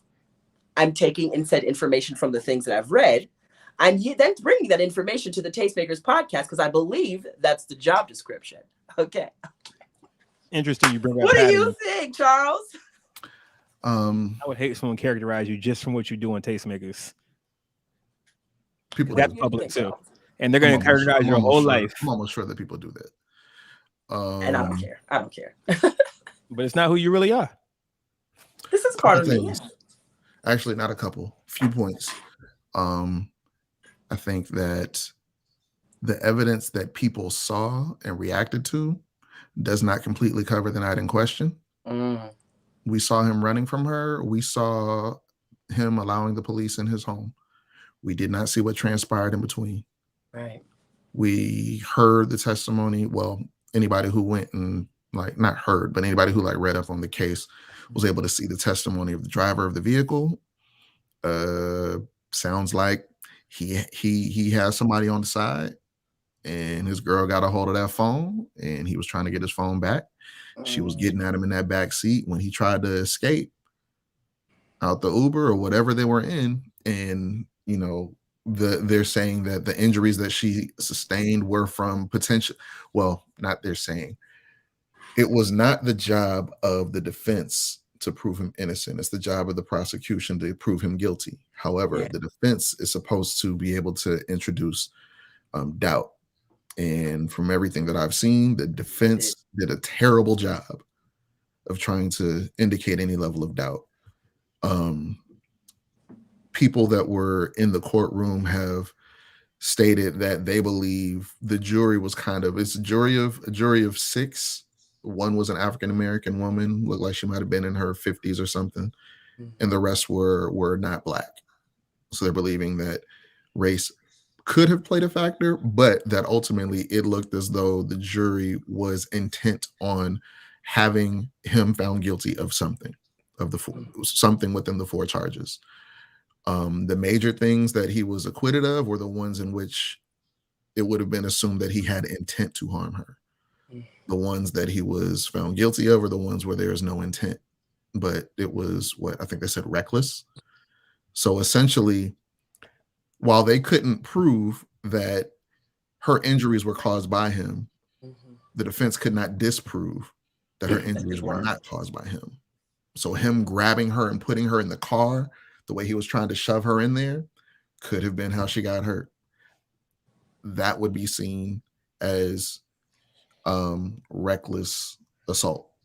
That was the night before, though.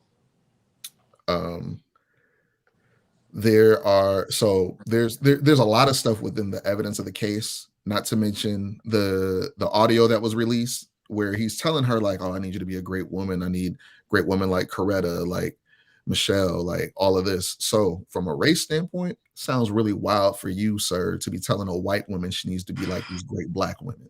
Which is why I'm like, you chose. And she can never be great Black women. She can be a great white woman. She can be an incredible spouse if she develops and matures or whatever the case is.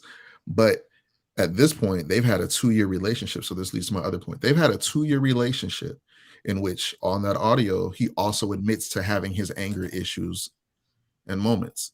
So the same way where she may have had a history of getting drunk and belligerent and getting thrown out of places, coming home and doing crazy stuff to him, he seems to be admitting to somewhat of a history of being violent towards her, which ultimately leads me to believe they were just in a toxic relationship for 2 years where it's dysfunction. Some people, they thrive in those environments. Their whole idea is, if we ain't fighting, we ain't loving. If it's, there's a unhealthy mindset within I won't even say communities, just people in general, because there's different races that go through it. The idea of, if a man won't get so emotional that he'll fight, then does he really care?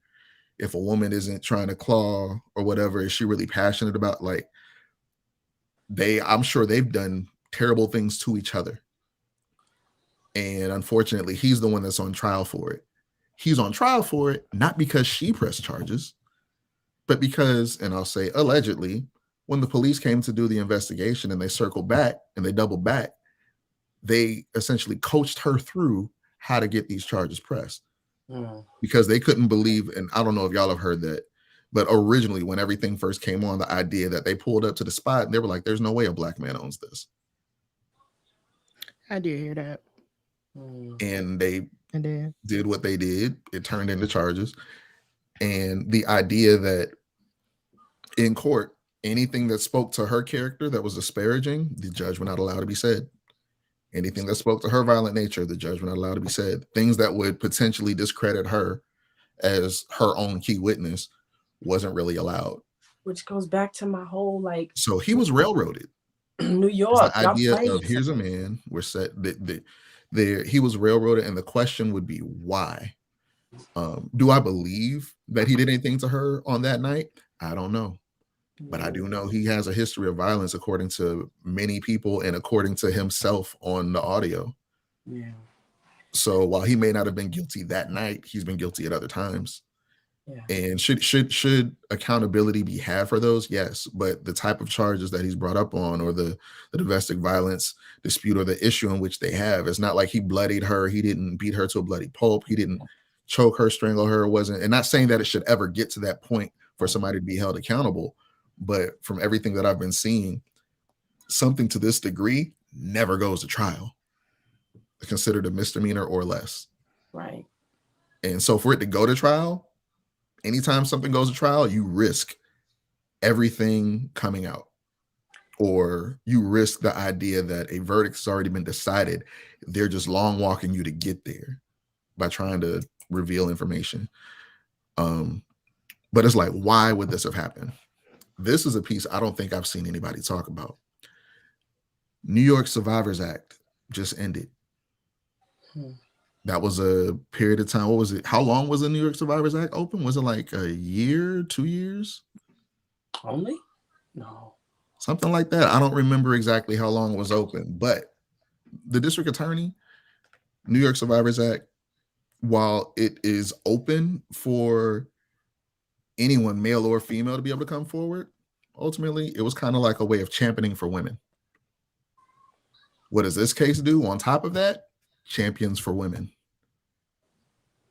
I think in a vacuum, you could look at it and be outraged. If you look at it from a macro perspective, everything that's happening right now in the state of New York, at least within these two, with this case, Diddy's case, other cases that were brought up through the Survivors Act, they're doing everything they can to try to make sure women are put in the forefront and feel safe, heard, protected, even if it's at the expense of a man who may not have committed such an egregious act. That's my opinion. I'm not saying he didn't do it. I'm saying it's crazy that they managed to be able to find him guilty of something so minuscule. Right. And that was literally my first point. Like, New York, there have been many more egregious things that have happened on your watch.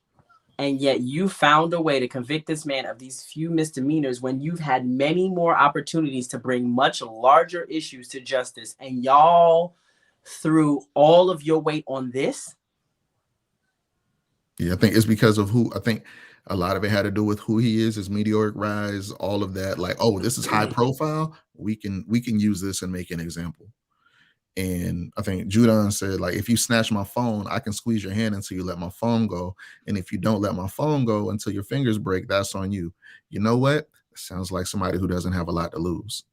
When you are making multiple millions of dollars and you have the weight of an entire franchise on your shoulders, because let's be clear, it wasn't just Jonathan Majors missing out on being Kang the Conqueror in an upcoming movie. He was set up as basically the Thanos level villain for their next phase of movies. That's 5 or more.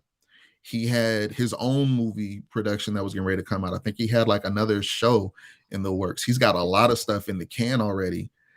And now all of those potential projects in the future are done with. Marvel letting him go, like somebody brought up the fact Marvel dropped him quick. Marvel sat around and they waited for the verdict to drop before they let him go. They probably already had a decision in mind, but based upon previous situations in which they let somebody go prematurely and had to deal with the backlash of the public. They were like, let's just wait. From a business perspective, it's a savvy move. Unfortunately, it disrupted their entire ecosystem because now they're having to fully rewrite scripts. They're having to completely change their character lineups. They've got things that are way down the line in the works, or that were in the works, and they have to fully reconsider how they're going to even make any of that happen now. Imagine when they find somebody, the level of legal stuff that they're going to have to heap on this person now to protect their franchise from something like this ever happening again. Like the weight of that, the weight of the legal, whatever legal stuff has to be in place for this person. Now it's going to be insanity. Well, the climate is different today than it was back in the day. Old Hollywood didn't really care about your personal life as long as you were able to perform on film. Yeah. What you do here matters. The same thing in sports. Sports, you weren't hearing about all these people that were abusing their wives or dipping out on their kids or whatever else back in the day in the 80s and 90s. That's 2000s and after. Yeah. And that's when people really started caring and being nosy in other people's business and trying to use them as a litmus for their own life. So it's like, oh, these people should be held to the standard that I'm held to. Yeah. Not saying that they shouldn't, but the product that they get paid for has nothing to do with what they do behind closed doors. And now what they do behind closed doors can impact the brands that they're tied to. It didn't impact it before. So now those brands have to seek ways of securing themselves financially. And if that means cutting ties with you because you're no longer good for business, you become persona non grata, that's what it is. And that seems to be where we're at today. So before, where Marvel or Warner Brothers, Sony, any of these other movie studios or other places would not have necessarily done a deep background check, they're going to have to do those things. They're going to have clauses and stuff in the contracts to say that if you do anything any kind of conduct detrimental, that it could potentially nullify your contract. That's what you see a lot of times in sports contracts now. I forgot when that started getting added in, but sports contracts are the same way. Where if you get this contract, we're quote unquote guaranteeing you X amount of dollars. But if you do something detrimental if there's conduct detrimental to the team and we deem it to be so, you can now be let go, you can be cut, you can be barred from the sport, and we can seek ways in which to reclaim any monies that we've already paid you and to ensure that we don't owe you anything else to nullify the rest of your contract. Why you think that singers can come back from this kind of stuff, but like actors or basketball players can't? Like, because in singers, who told you they could? Chris Brown is still thriving out here. Chris Brown is thriving off of the people that he has that are loyal fans. However, there's millions of loyal fans. Chris Brown will never win another award. Yeah, that's Chris Brown most likely will never perform on another award stage. Because I really but his career's not over though. He's still thriving. They snatched that Michael Jackson thing from him, and that pissed me off because I wanted to see him do that. They snatched that. He had practice for weeks on that thing, and then at the last minute, they snatched it from it. I was like, but that happened years ago. To this day, he's still paying for that. He absolutely is. Something else that Chris also has that a lot of artists do not is the means by which to actually fund his own products and productions. So if he can, and we live in an age now where it's not as dependent upon major labels to put you out there and distribute you as much as it is you on your own. You can go online and find, some sort of a streaming platform and just put your music out there. You can digitize your music and have it on your own website. That's what Busta Rhymes just did, making his money. You can do like the Nipsey Hussle route where he set his own situation up and sold his CD for what was it, like $100 a pop. Like, if you believe in me, you believe in the movement, come improve yourself. But I'm saying it's financially set. But most people don't follow those business models. Most people still depend on the labels. Yeah. And the labels still hold their careers in their hand. But it's still way more prevalent that you see singers and rappers and musicians come back from stuff like this than actors. Like Chris Brown, one of them, Kanye, said some wild stuff. Like some people, like you, like, well, even so like Chris Brown, Kanye West, the racist dude who's singing the country music. He try that in a small town. I think I forgot, but like I'm saying, there are plenty of examples of musicians and recording artists who can do it, basically not do whatever they want, but they're decisions don't affect them in the same way that it does actors. So my opinion, I think it really depends on who the fan base is. If like, for example, the country music person that you mentioned, and I'm not sure of their name or anything like that, I'd imagine they didn't get a lot of backlash from the country music community. Yeah. The overwhelming majority of the country music community either agreed with them or just felt like, well, they make good music, so I'm gonna just listen to the music. Nowadays, a lot of people are just listening to the music. They're not really trying to tie their celebrities in with it. And while, cancel culture claims to be a thing, there's a lot of it where people are like, man, we don't care, just give us product. Yeah.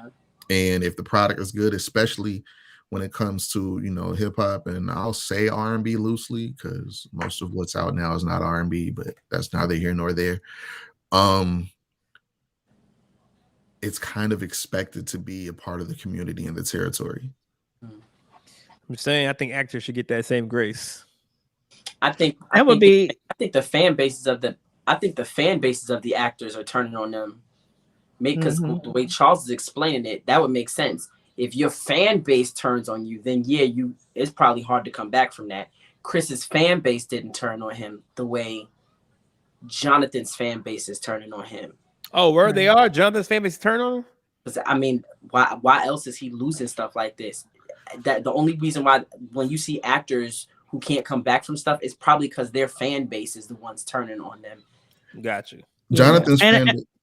Oh, sorry. Go ahead, Brina. No, I was just gonna say, like a singer or a musician, like that's just one person.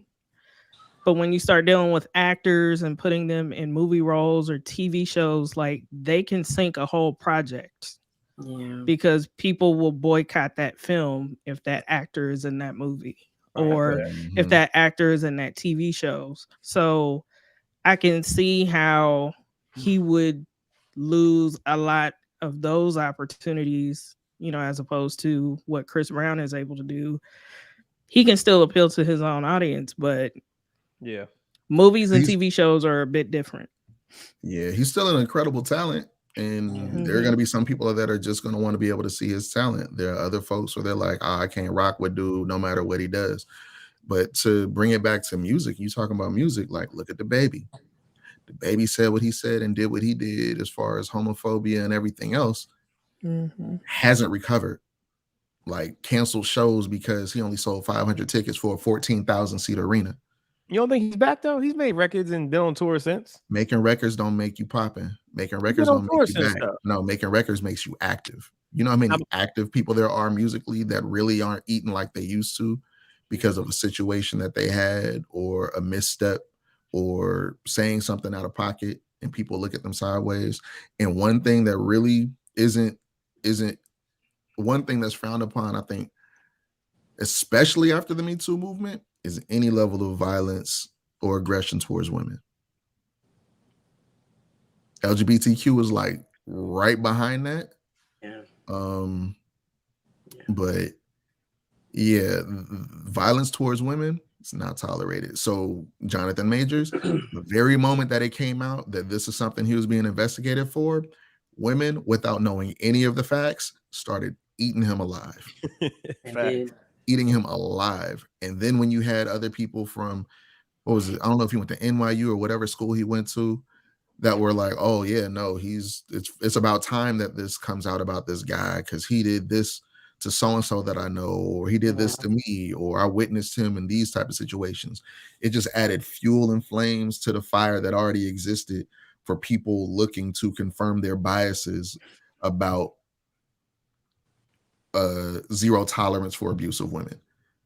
So they're the type of people who will jump out the window as soon as they hear something that pokes at their bias and fly off the handle with it. And then there are those who will sit back and be like, let me see what happens with all of the facts. And unfortunately, the idea of reserving your opinion until you hear all the facts come out is seen as you being silent. And some people say silence is violence. Some people say your silence is too loud. How about I reserve the right to have to give an informed opinion rather than one based upon, salacious rumors and everything. That part. Well, since we're on the subject of the unfair treatment of certain of actors and actresses over and above singers, let's segue into the Taraji Henson conversation. Taraji basically said that she does twice the work for half the pay, and that most Black actors do. She's worked hard, and because of the unfair treatment in Hollywood, she at one point wanted to quit. Bree, go ahead and pull that clip up. I actually have to switch my little camera situation, so I'm gonna dip out while y'all watch that. And I heard on the street, Taraji, you had the audacity to just say you're thinking about stopping acting. We said, stop talking. Are you thinking about it? I'm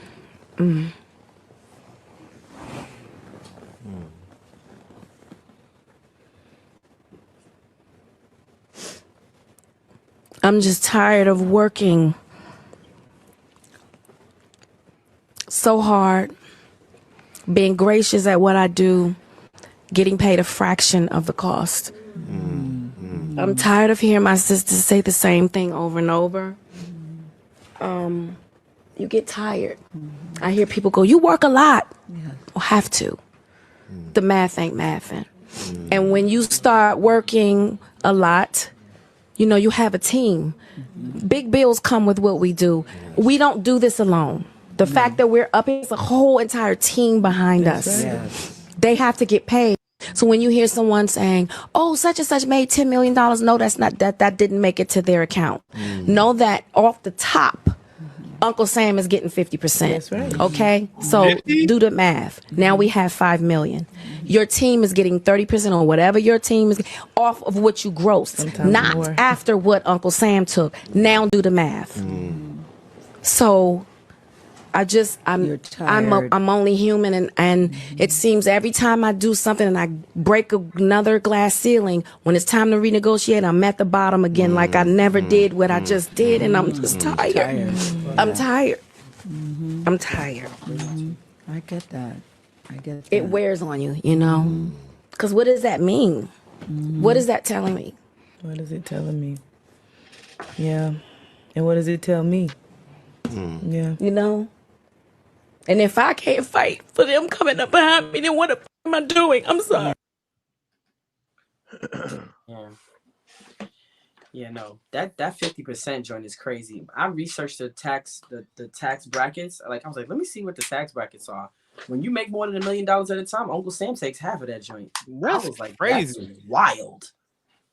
When you make more than $1 million a year, you hit the 50% tax bracket. I was like, that sounds wild. It's mad wild because I think it's like so when you make when you get to a certain, when you hit 6 figures, you're between like the 21 and like the 30, like the 21 and the 30% tax bracket.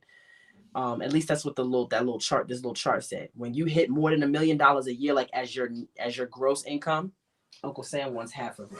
Every time the deposit hits, Uncle Sam wants half of it. That's insane, yo.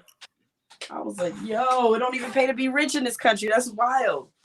But to speak to, so Charles, I want you to lead the conversation on this, just because I know how I can see why she's frustrated, like, which is why, because I remember she said, I don't even know how much money she said she made in that Benjamin Button movie, but it was pennies. I can't hear you, Charles. Is it just me? My bad. Sorry. Oh. Okay. I'm reading this from an article from the Hollywood Reporter. To play Brad Pitt's adoptive mother in The Curious Case of Benjamin Button, Taraji P. Henson was paid in the low 6 figures and had to cover her own lodging during the 3-month New Orleans shoot. Quote, the math really is pretty simple. There are way more talented Black actresses than there are intelligent, meaningful roles for them, end quote. She wrote in her 2016 memoir, Around the Way Girl. This is exactly how a studio can get away with paying the person whose name is third on the call sheet of a big budget film less than 2% of what it's paying the person whose name is listed first. I knew the stakes. If I pushed for more money, I'd be replaced and no one would so much as blink. That's directly from Taraji dealing with that. Crazy. Later on in the article, it mentions that so there's already a pay gap disparity between men and women, period. and it seemed to be worse for Black actors, artists, content creators, so on and so forth within the industry. Another part of the article says persistent perceptions that there's less of an audience for stories featuring people of color, that Black projects don't play overseas, and Asian and other minority-led projects don't perform domestically contribute to the sustained lowballing. If your analysis starts with, we can't even fill out the line item for foreign, then you're immediately discounted as not being valuable, says attorney Daryl Miller, whose clients include Angela Bassett, Courtney B. Vance, and the Luke Cage showrunner, Choudhury Coker. That myth has hurt a lot of product of color, and it's still a problem with the middle-aged buyers who are the proverbial gatekeepers, who in fact enforce that misperception by not buying content of color. So that's then placing the power in the hands of the people.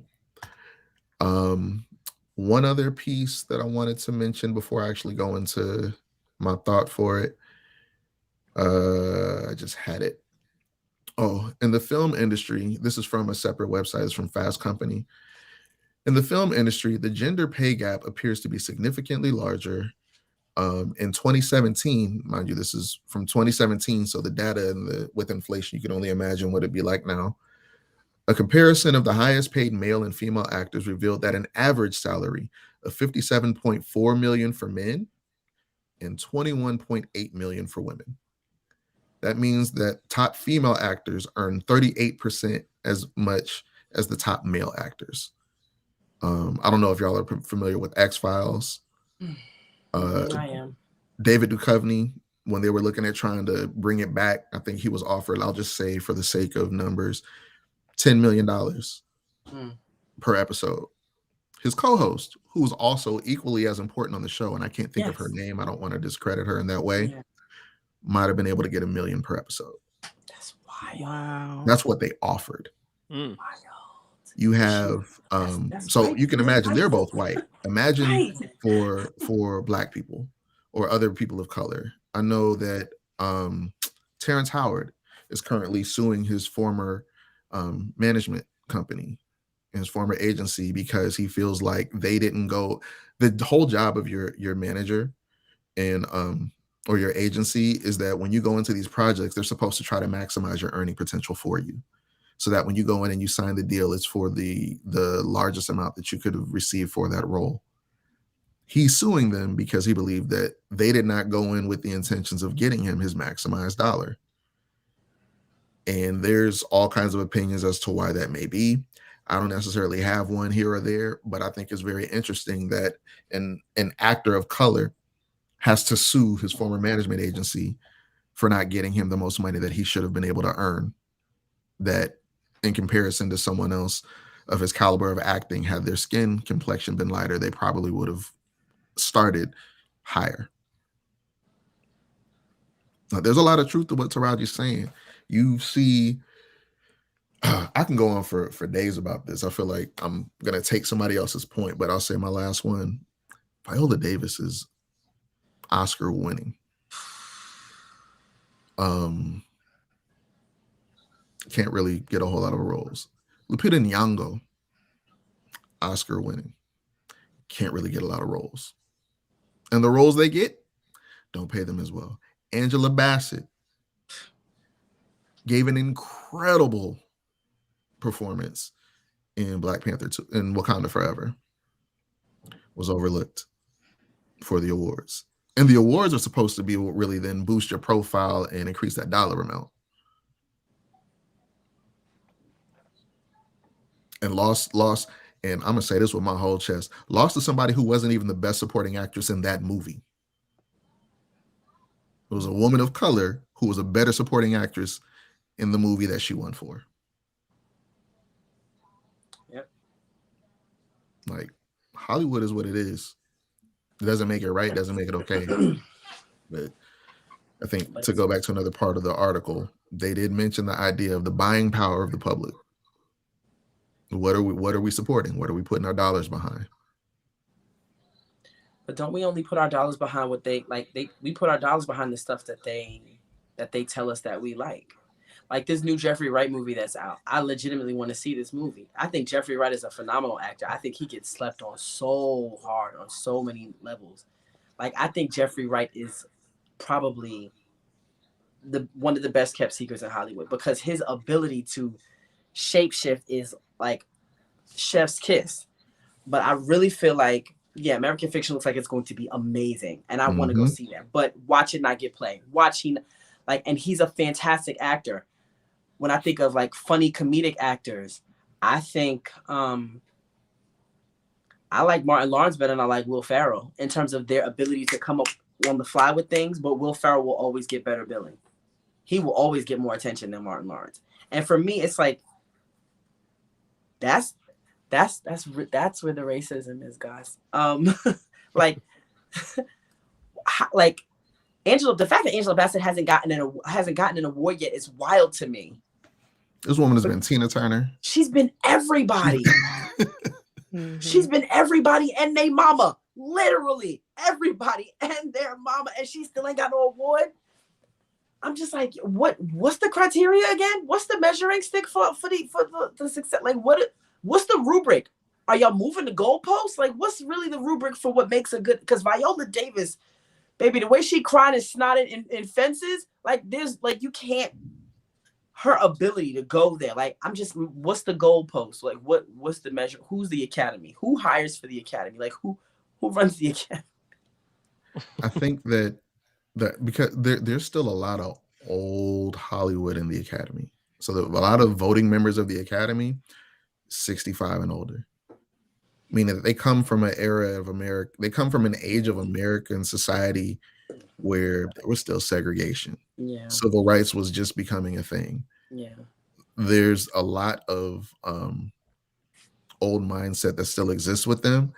And this is going to sound kind of dismal, but for lack of a better way of saying it, old folks got to die out for new ideas to prevail. That part. Because I think like the granted, there are a lot of learned behaviors that we're seeing where, people are passing down some of those terrible traits, but we're also seeing an awakening of, more allyship, more diversity, more celebration of other cultures. And that's that's a part of, if you want to call it a youth movement, it's a part of a youth movement. So when that youth movement becomes the people that are overwhelmingly in the positions of power and decision making, hopefully it'll reflect accordingly. Yeah. Even though you got weirdos like Elon Musk talking about DEI has to die. Was it Elon who said that? Or somebody else? Elon said a lot of crazy stuff. That was him. DEI has to die. It's like, I see us making progress. I see this nation making progress, particularly this nation. I see us making progress because we set the tone for the rest of the world, whether we realize it or not. Like the bleaching creams that are in skin products in Japan, the colorism that exists in Brazil, the colorism that exists in Africa. Like we set the tone for that joint. And I'm really just hoping that a changing of the guard is imminent, like is at hand, like really, really soon. Somebody said they gave Angela Bassett a Lifetime Achievement Award. I feel like that's a pacifier to be able to willfully overlook her career and be like, yeah, here's a Lifetime Achievement Award. Because a Lifetime Achievement Award, for me, it's like, oh yeah, you've done all of these things. We're gonna acknowledge, but like, nah, can we pay attention to her artistry? Can we pay attention to the craft? Can we pay attention to the effort and the energy and like the skill level she has? Given her Lifetime Achievement Award, I feel it's just like hush hush now. It's like, no, I mean, I'm glad she got a Lifetime Achievement Award, but I just don't feel like it's enough. I don't feel like it's enough. Like, it's like, okay, you have an award now. We won't have to hear your people's mouths anymore. It's like, Viola Davis is easily on par with Meryl Streep. Easily. In terms of her acting ability, in my opinion. But Meryl Streep will always be appreciated more than Viola Davis. Yeah, I don't know. So I'm seeing Brian posted about that. Ooh, it's some conversations we could really have, and I don't want to go there because we have offline conversations about this kind of stuff all the time. But he said the Grammys are just as bad because Beyonce broke the record but never won Album of the Year. I don't know if the Oscars are like, I don't know if the Academy is to the extent of some of these musical award shows, but a lot of that is politics. A whole lot of it is politics. Yeah, Beyonce started getting snubbed when she became unapologetically black. The day everybody realized, Beyonce reminded everybody she was black was the day she became a problem. Like low key, I feel like they because of her profile and who she is in the world of entertainment, that it became a situation where in order to even get her to show up to our show, because her husband has been notoriously absent and has made it a point to say, I'm not going. In order to get her to show up, we have to give her an award. So if we give her an award and let her break this record, she'll show up to receive the award, which will boost our ratings because we know the Beehive will watch just to see her get this award. Like there's all kinds of stuff I believe that goes into play when they're making these decisions. He said the Lifetime Achievement Award equals the NBA in-season tournament cup. Low key. It's not enough, guys. It's not. A Lifetime Achievement Award, it's like, what? We are aware of what she achieved in life. We want y'all to acknowledge the skill it took to get there. Can you acknowledge that she played Tina Turner and did it so much so that we still low-key got beef with Lawrence Fishburne to this day, okay? Like, half the black community still got beef with Lawrence Fishburne. He's been Othello, and we still like, nah, because Ike Turner, like, we still mad at him for that. When she played that weird witch in American Horror Story, like she steps to the plate. She played Betty Shabazz. When she played T'Challa's mom, she knocks everything out the park. And I'm just like, she was Trey's mama on Boys in the Hood. What does she gotta do? What does she have to do to be like? What do we gotta do? Like, what Tyrese said, what more do you want from me? Like, what do we need to do? Yeah, I think to Taraji's point, the math ain't mathing, and the idea that as an actress of this caliber, I think she talked about the idea of everything that I do comes with a team. So all these other things, like I'm funding an ecosystem around me. And if I'm performing at a level that's on par with my counterparts, whether they be male, female, white, or other, I should be able to earn what they earn. And that's really the crux of her argument. And she's not wrong. I feel like everybody in whatever position they work in, whatever company you work for, whatever field it's in, you look at your neighbor and see that they're making more than you doing the same or less than you do. You kind of mad about that.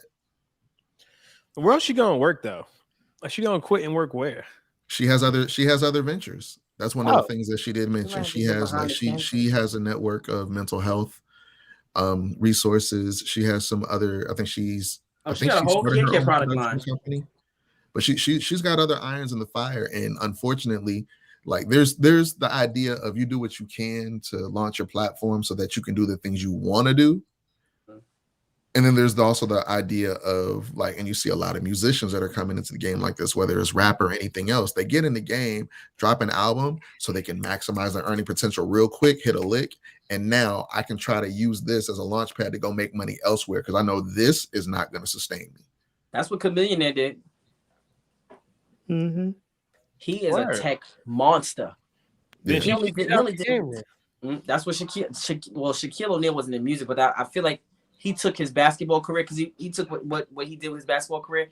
He owns so much stuff now. Like he owns stuff that owns stuff. Yeah, Shaq learned from Magic. Right. Yep. Most actors have multiple streams of income. I look at like Raven Simone. Raven Simone is a real estate monster. People don't know she got properties she has doors.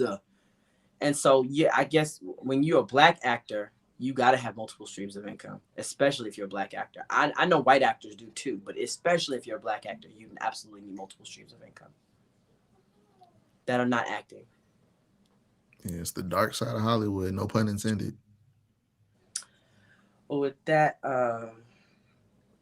on that note, speaking of not making enough money and not having the money that you need, Mr. Franklin, Kirk is what they call him, came and said that he don't his original production company owns 100% of his royalties. 100% of his publishing. He said that with his whole chest. He didn't mince. He didn't mumble it. He said it under his breath. And from what I've seen of Kirk Franklin, he's not one to haphazardly just be saying things out the wazoo. Like he doesn't seem like the type to just be crazy saying stuff. Well, the publishing company people responded, and it was this whole. They was hot. Do we have a picture of that? And I'm not gonna be able to Goss read got to it give this one up. Goss got to go into this. That's your people, man. Right. I need you to read and you got No the youngest friends. eyes in the group, so I need you to read this. I can't read that. What? Yes, you can. Gosh, your eyes is good and strong. Man, no, they not. All right. So, all right, I'll read it.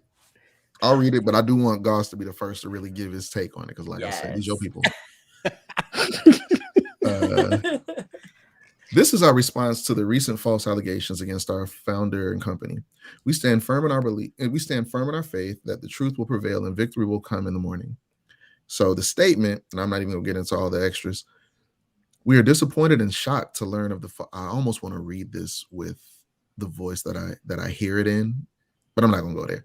You should do it like Keith Lee. No, because that would be weird.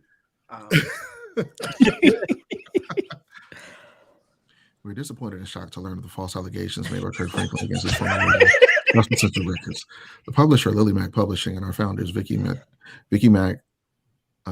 Ladelaide, and Claude Ladelaide.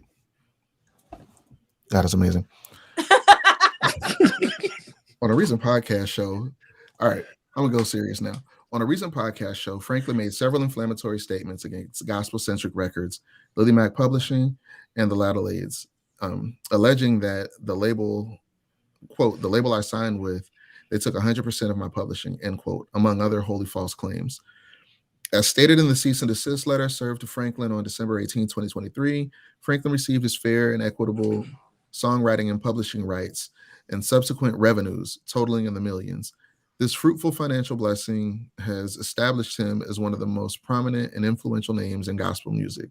Though Franklin has chosen to make irresponsible, reckless, and unfounded claims in a public forum, we will not resort to such actions and instead will pursue legal remedies against these false claims. We are unmoved by these treacherous, dangerous distortions and claims and stand firm in our faith that victory will come in the morning. Claude and Vicky Ladelaide. Do y'all have that? Do y'all have that? What you call it? The thread where everybody was saying that he was saying he didn't make no money, and there's a difference between publishing and not making any money. Or I got it. Yeah. So we got it.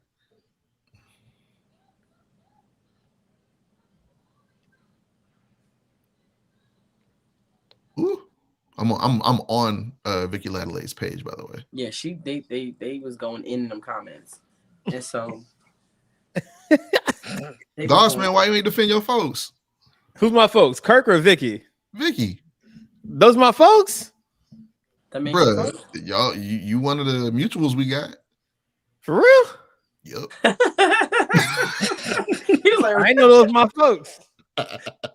But I'll defend Kirk because Kirk's my uncle. So I don't know. I think just like you said earlier, Key, Kirk is very I think it was his key, it might have been Charles. Kirk is very calculated in his statements that he makes publicly. He's not going to make a statement that's not true, especially for as big as he is, Paul's, as a gospel artist. He has to always be sure that he is making accurate statements and not, slanderous claims, because they can and they will sue you for doing that. So I think that it's interesting that in that text or in that little statement they put out, what they say at the end about we don't care and we're unbothered. They absolutely care. That's why they put that thing out, because they care about how they're viewed and about how they look. If you were that language was like we are hot. we are angry. We are unmoved by these treacherous, dangerous distortions. Meanwhile, it's the whole architecture. You sound pretty moved to me. She's mad. For sure. So that's the first thing I was thinking about. Secondly, they're saying that Kirk never said nobody's name. And he don't they? Yeah. And that I guess I'm not sure the history of his first album. I'm not sure if it was on Gospel Centric or so someone mentioned Malaco music was involved in that too. So he could have been talking about Malaco, but somebody in the comments said, "Hey, a hit dog's gonna holler." So if they feel like they did some stuff, they trying to defend themselves. You know what I mean? If they're doing some shady stuff, they trying to get ahead of the narrative. Right. But people are gonna believe Kirk, I feel like, over anything. Because we like, that's Kirk. Like, you know what I'm saying? Like we rock with Kirk before we rock with record label owners. Because Kirk's been honest with us for a long time. That part. He got on So Oprah and told the people he had a porn habit. He ain't gonna lie. Facts. So like, so he's not like, we have this rapport with Kirk that we don't have with no other artist. It feels like, you know what I'm saying? Like, we know Kirk the way that Key thinks everybody on this podcast. You know what I'm saying? So like, it's just like, we gonna believe him before anybody. And yeah, I think it's crazy. So shout out to Kirk. Keep living your life, doing your thing, making them millions. I feel like she really put herself in a lot of fire with that statement. Mm-hmm. Because, like you said, he didn't never mention mentioned the name. He ain't put you out there. He didn't drag you into it. It's the same way. So it would be equivalent to Christian Keys making his statement, and then Tyler Perry putting out a response to say, "I believe that these allegations are false, and I'm going to do everything I can to fight it." Bro, he never said it was you. Yeah. And now you got us looking. Facts. And he never said it was her. Somebody in these comments was like, he was with Malaco Records first, and Malaco Savoy want 100% of their publishing. Yeah. I mean, industry rule 4080. Record companies be shady. Like that's a rule for a reason. It's more than a bar. That's a reality. And a lot of people, sign their first deal just because they're excited to sign a deal, and then go through the growing pains of that deal and be like, I'll never make that mistake again. So their second deal and every deal thereafter is, something that they believe to be more beneficial and lucrative to them, or they have better protections in place because of the first deal. Facts. And, I'm very interested to see how or if he responds to them. Right. Because if they served him a cease and desist letter, right? Mm-hmm. But he never mentioned their name. Can he do something about that? Because he never mentioned their name. Now you're sending me a cease and desist letter to not talk about you, but I never mentioned you. Right. So I feel like if he were to go somewhere else, and so he did this with Shannon Sharp. If he was on another podcast or another show, say Ruslan brought him on and was like, we should talk about this more. So he's unpacking it more. Still never says a name, still never divulges that information. Right. Does that violate the cease and desist? Because technically he didn't put you out there. He never said you. He never said your. He said his first record label. So my thing is, does he have to even honor the cease and desist if he never mentioned you? Like, I low key. Good question. I just had the vision of him. Was it Johnson Family Vacation, where Bow Wow was in the car and was tossing CDs out the window? I literally just picture him seeing the cease and desist, be like, huh. Right. But is it implied though, because they think that Gospel Centric was his first label? So is that why they just, you know what I'm saying? Because I don't know who his first label was. I don't know if it's Malaco or if Gospel Centric, or actually who was involved in it, because it could have been a joint venture between a bunch of labels. So these things can be researched. Absolutely. We're so far into Kirk Franklin's first album. What, Kirk Franklin and the Family came out, 92? Something like that, yeah. Yep. Who in 2023 is going to feverishly Google something from 1992 to try to then go at them if Kirk on his own has not, publicly at least, done anything to try to fight against them all this time? Like, we don't. It's just, people gotta have better things to do. Go outside and touch grass. Like, make friends. I don't know. Figure something out. Get a hobby. Yeah, it's not. I don't think it's important enough. But they weren't his everybody first else label, to now try to tear down that company. If they're still having bad practices, that's something different. And if they have current artists that were to come forward, now is something that's impacting people, today. But if everything's been rectified and it's something where, or he said it's his truth, but it's also not necessarily at the expense of someone because he did not name them. Yeah, but you said my first label is specific, but the people who would serve the cease and desist are not his first label. Based upon these comments, they're not. I don't know. Like I said, we can Google it and find out. But Yeah, based on the comment section, they weren't his first label. His first label was some other company, but he didn't say a name, right? So I don't know.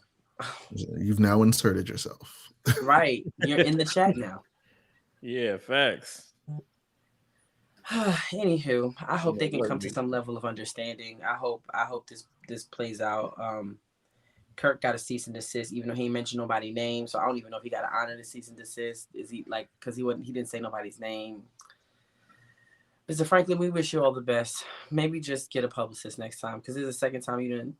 Well, no, that's not the second time he done said something crazy, because he's not a loud person. Like, I'm thinking about the argument he got into with his son, but that was a leaked conversation. He didn't say that out in public. He's very calculated. He's pretty calculated. Yeah. So I don't know. He seems to be pretty calculated.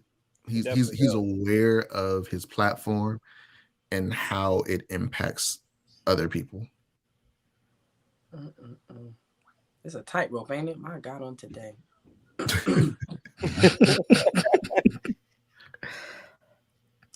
Apparently not as tight as his pants, according to Kaylin.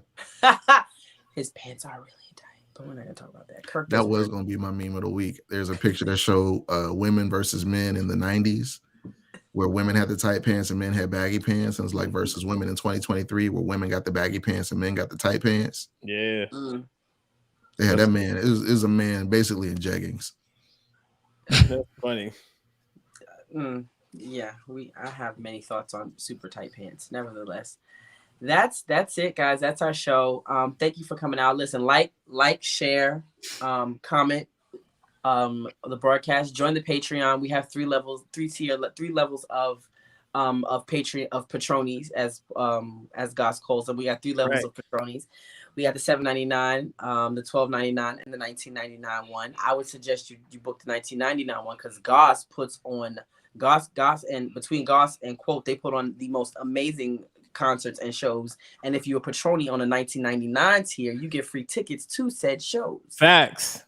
So, and Goss got something coming up soon. I think the second installment of Jesus and R&B is coming up in like February. Yeah, February 10th. He ain't dropping no information. He ain't dropping no real information. He ain't dropping no host names, but I know it's gonna be popping because the last one was popping. And if you're a patroni on the $19.99 level, you get free tickets to that show. Yeah, man, I might fly you out. He might fly you out. He might fly you out. It depends. You might get flued out. It depends. If he's not your friend on that particular month, though, you want your own. That's true too. That's true. You want your own. So just sign up for the patroni. Sign up for the $19.99 patroni, and you got at least a secured ticket to said event. Thank you for coming out. Tell a neighbor, tell a friend, as Quote would say. Keep Quote and your family and his family in your prayers. During this very tumultuous time. We're gonna keep Quote lifted up. We love you, Quote. We appreciate you. And Trisha as well. Remember Trisha as well. Trisha and her family are going through a very rough time. And so just keep them all in your prayers. And as Brina said at the top of the podcast, this season finale of 2023 has been nuts. And so just keep everybody in your keep Quote, keep Trisha, keep the Tastemakers as a whole in your prayers. All right. Yeah. We love y'all. Thank y'all for coming out. This is our favorite person, Charles. Well, my favorite co-host, Charles. This is that boy Quote, aka him, aka God's favorite DJ, now Shiny Suit Man. That's the world's best producer, Miss Brina, and they call me Keynote Key, and that's the Tastemakers podcast. See y'all next week. Bye. Peace. Makers. Classic. We do more than make a living, we make a life. When everything is dark, we are the light. We are the Tastemakers. Aight. Let tomorrow tell the stories that we make tonight. We do more than make a living, we make a life. When everything is dark, we are the light. We are the Tastemakers. Aight. Let tomorrow tell the stories that we make tonight. For the movers and shakers, for the new Tastemakers, sommeliers came out to play. Classics in the current day. For the movers and shakers. For the new taste